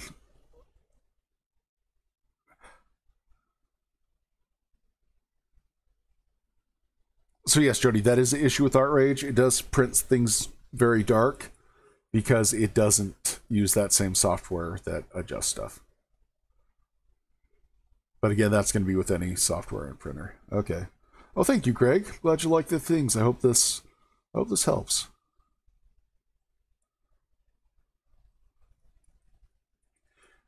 But if you're having any type of printers that, if your printer is dark, adjust your color resolution on your display first, and then look into adjusting your picture. That's very, very important. Otherwise, you're going to be, it's a nasty guessing game if you don't adjust your color on your screen. All right. Kind of happy with that. I'm not happy with these mountains, but yeah, I'm really not happy with these mountains, actually. So we're just going to go like this and get rid of them. Bye. You failed this mountains. You don't look the same. Whoops, wrong color. Yeah, I'll fix it later. Alright. Okay, so we got this. Let's actually make sure everything is the same color before we go.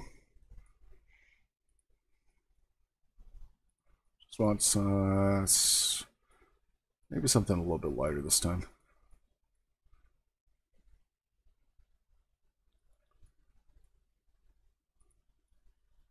There we go. That's a good one. Alright. Gonna hit the mountains first. I found again with ArtRage that, get out of there, screen, fan control. Go away. I found that the metallic is best about between 23 and 25. That you'll start getting all the detail you want. But you can see, like right here, I need to go in and fix that. We'll do that with some more topographical features and stuff like that. We'll go cut in with our knives into this, with our steely knives.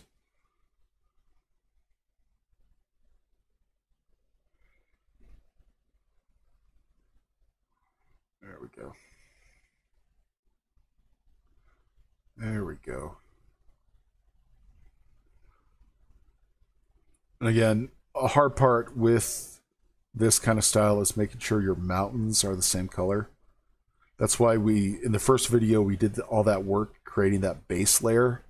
Because if you add too much glitter or add too much mass into one area, you're going to get a little darker mountains or a little lighter mountains. So I make a huge layer with a bunch of mass in it, and then I move into details from that layer. Right now, it looks like a big mud ball, and that's okay.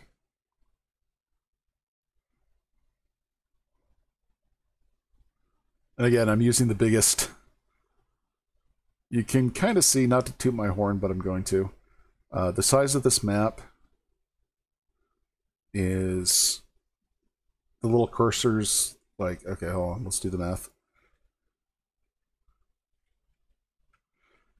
That's not right, is it?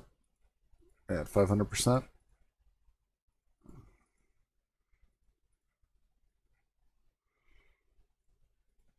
Yeah, about 2,000 pixels. Then we do what I usually, this is kind of like my tidying up, that I'll go in with one color just to make sure everything looks the same. If something doesn't look right, I'll create another layer and I will mark what I need to fix. I would mark this middle area here, but I already know I need to fix that, and it's very obvious. There we go. But we'll get this big plains area. We're going to get some massive deltas in this. It's going to be fun. I'm actually enjoying the big projects with you guys. All right. We got about 10 minutes more in the stream. Do you guys have any questions or anything you'd like to talk about? Questions, pleas for mercy, stuff like that, as my wife would say to her employees. All right. We're going to hit... As we wait for those, I'm going to hit a couple more mountain ranges. Just want to get my planner. Got that one.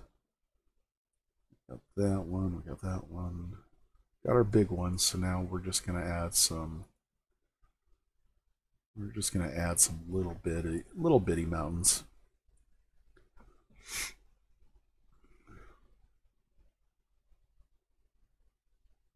I've got a question for you guys. I asked it earlier. What do you guys listen to when you're doing maps? My poison of choice is either audiobooks, mainly Warhammer books, because those are awesome. But what do you guys listen to?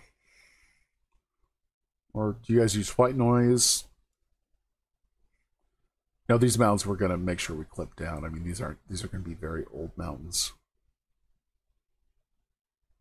Yes, we're doing all the creatures for our RPG. The way we're doing that is we've been at it for about 2 years now, and we're doing it 2 different ways. We are doing the old ink and pen, and then colorizing it like that monster I showed you. Nikolai, what question did you ask? Proper printing service. Is that it? Okay. Let me answer Nikolai's question first. A printing service, it's hit or miss. It is really hit or miss. The thing I can recommend is if you get something printed out, the first thing you ask them is like what color. Ask them if they know what color. Crap, what is it called? What colors settings they have on their printer. And see if they will print out a sample, because like a $5 sample, a map this size when you're running like 36 inches will be roughly, I've experimented with it. Some places it's like $45. If you wanted the 6-foot ones, you're looking at $180.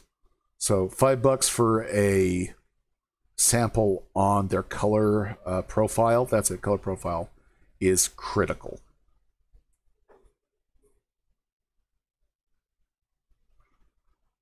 Oh, that's awesome, Bill. Nikolai, does that answer that question? All printing services are different. It depends on the employee that's there at the time, but just make sure that you get a sample from the machine you're printing on, and you ask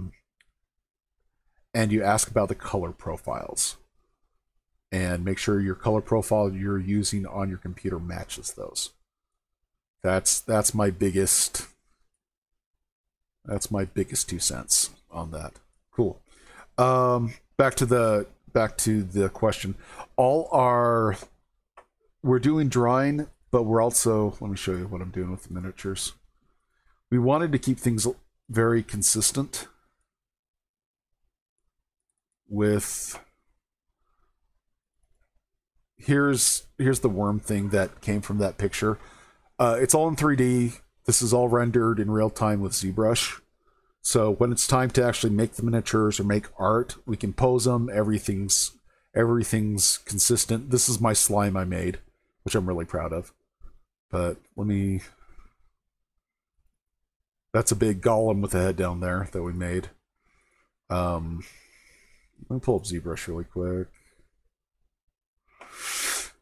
Let me pull up ZBrush and I can show you what we're doing for art. We found this way is better. It takes a little longer to do, but we can pose a critter or a monster or a character 100 different ways and actually save so much time. And also the stuff in our monster manual or our creature index will actually look like the stuff we have in our books. So let me pull up ZBrush and hope my computer doesn't have a stroke.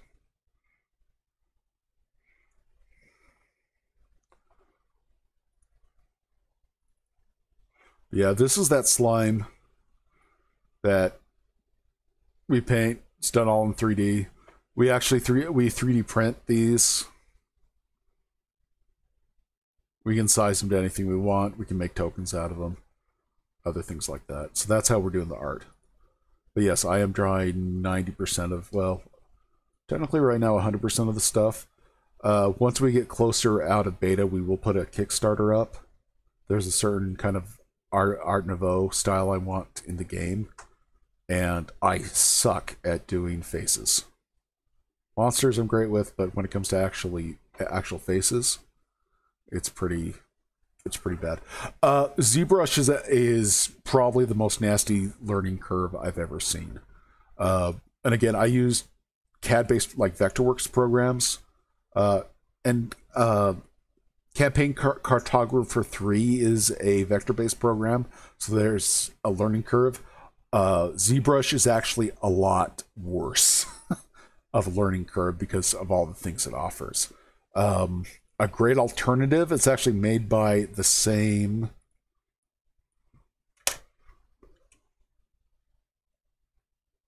I'm gonna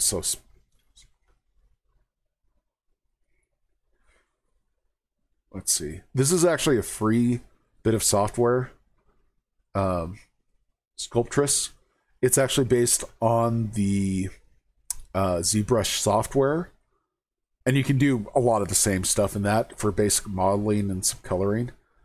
But ZBrush will allow you to do so much more.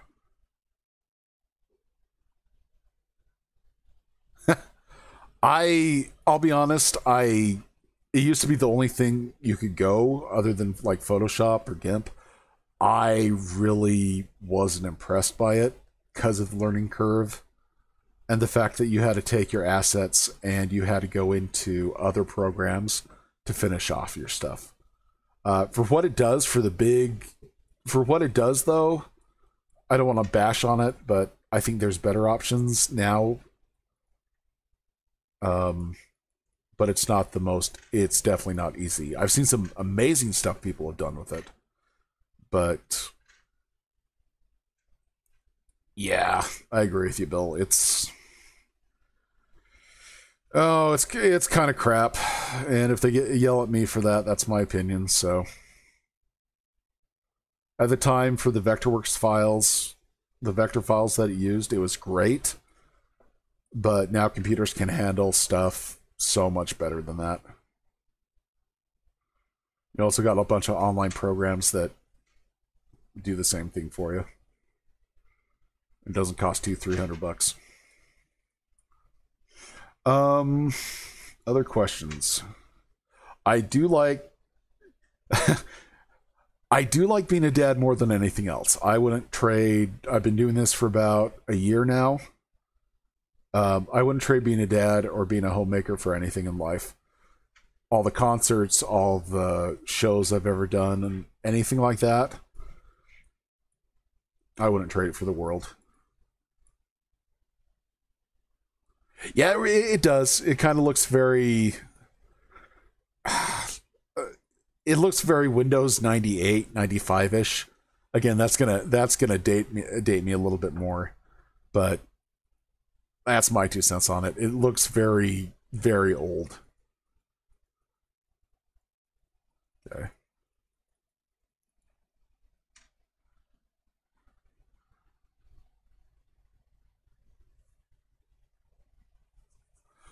Greg, totally agree with you. I love Incarnate for the map. I totally missed blending this area in. Please don't look at that. Horrible. Bad, Dan. Okay, there we go. I love Wonder Draft and Incarnate.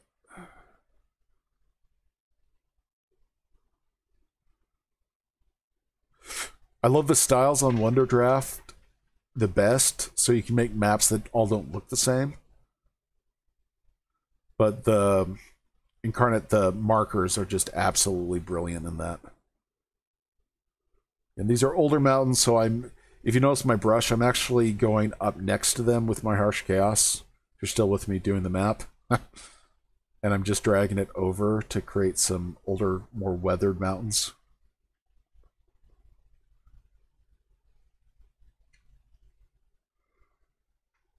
Also, the thing I really like about Incarnate and Wonderdraft is they're competing software. And they're trying to one-up each other. And it's so good for the consumer. Absolutely adore that.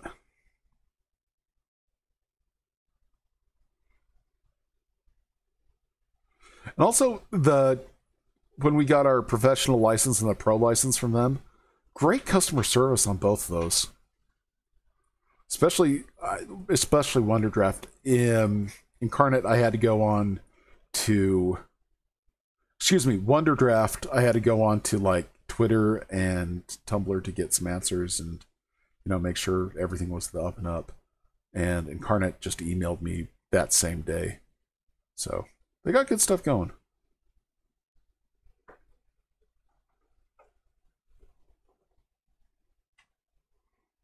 Okay. On these mountains here, just to make sure that they look like older mountains, I'm going to the very edges of them and trimming them up. Yeah. Yeah.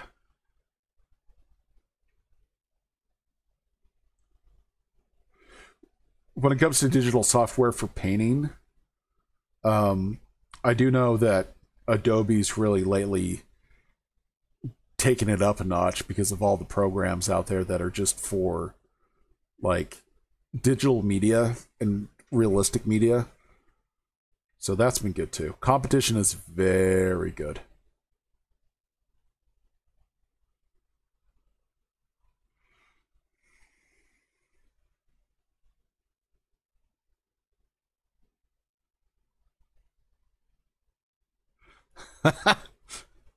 That is true.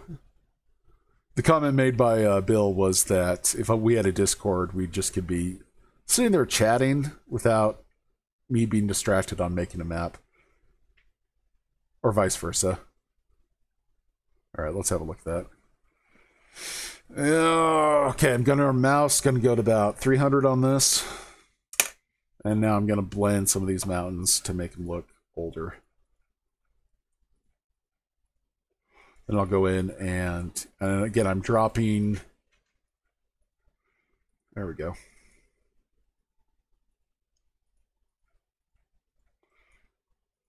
Because these are old mountains and they're starting to lose their prominent features because of erosion.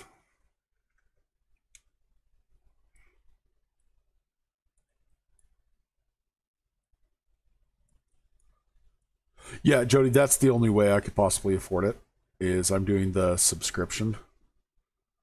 And honestly, that's where, kind of ironic, but the maps we have for sale on Drive-Thru RPG, that's actually covering my Photoshop costs of all things.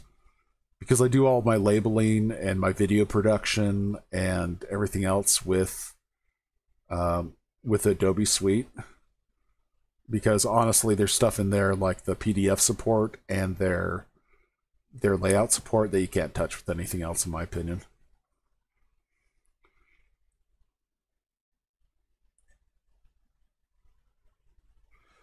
I haven't played with GIMP in a while, so I really need to check that out. I really need to check out GIMP and see how that...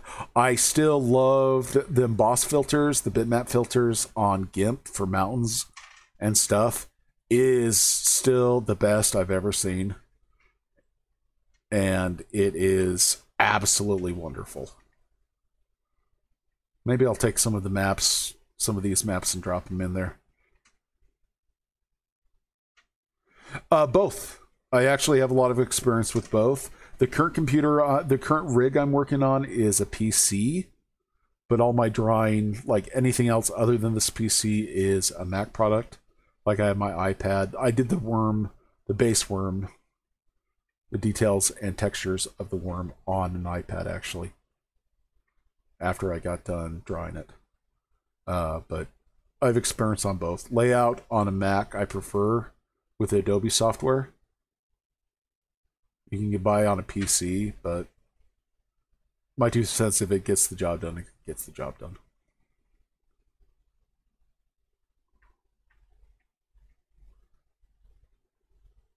I just wish there was another alternative to Windows on a PC, because I'm not impressed with Windows 10 in comparison with some of the other products.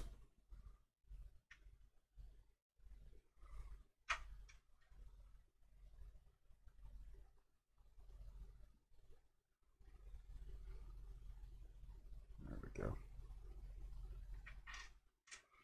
There we go. Wow, it's already 3:07. Okay. Well, I'm going to finish up these mountains. It has been a wonderful stream with you guys. Friday, there's a feature in R-Age I'm going to play with on Wednesday that actually records your brush strokes and what you do.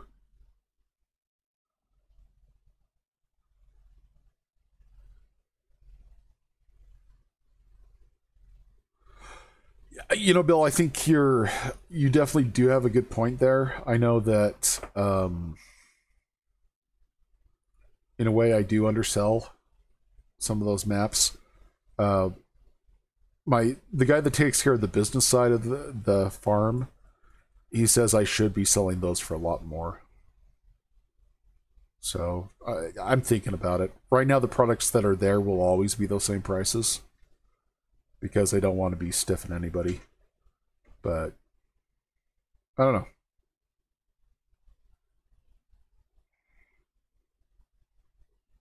We'll have a look on that. You're a very wise man, Bill. Because any advice you've given me previously has been dead on. Who knows? Maybe for the community, I'll make a big discount code, because I like doing that. All right. Okay,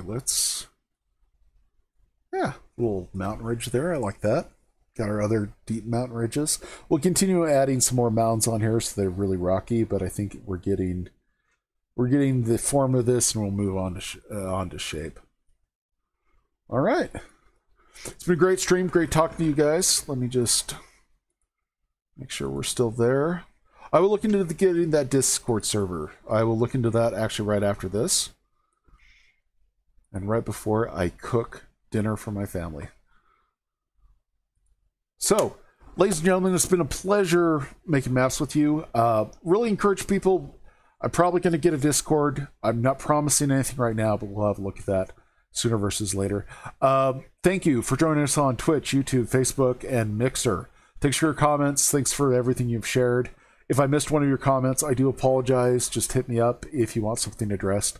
My email address is avantnovis@gmail.com, or the web, or the Facebook, or anything else. I try to be very, very quick getting answers to everybody. I'd also like to thank everyone for their comments. Thank you, Jody. Good to meet you, though. Really good to meet you. I'm glad you're here. Also, I'm going to shout out to Tabletop RPG. Excuse me, Online Tabletop RPG. He's been great to work with. I love giving him shout outs. So check him out, his streams. And anytime, Nikolai, I hope this was a good stream. I hope people learned something from this. If you just stumbled onto the stream, please look at what we did at first, at the end, so you can look at the kind of the technique and what we're doing without all the chatter. If you like the chatter, I like it too. So, all right, guys, thank you so much, and have a great day. And I forgot where the button is. All right, take care.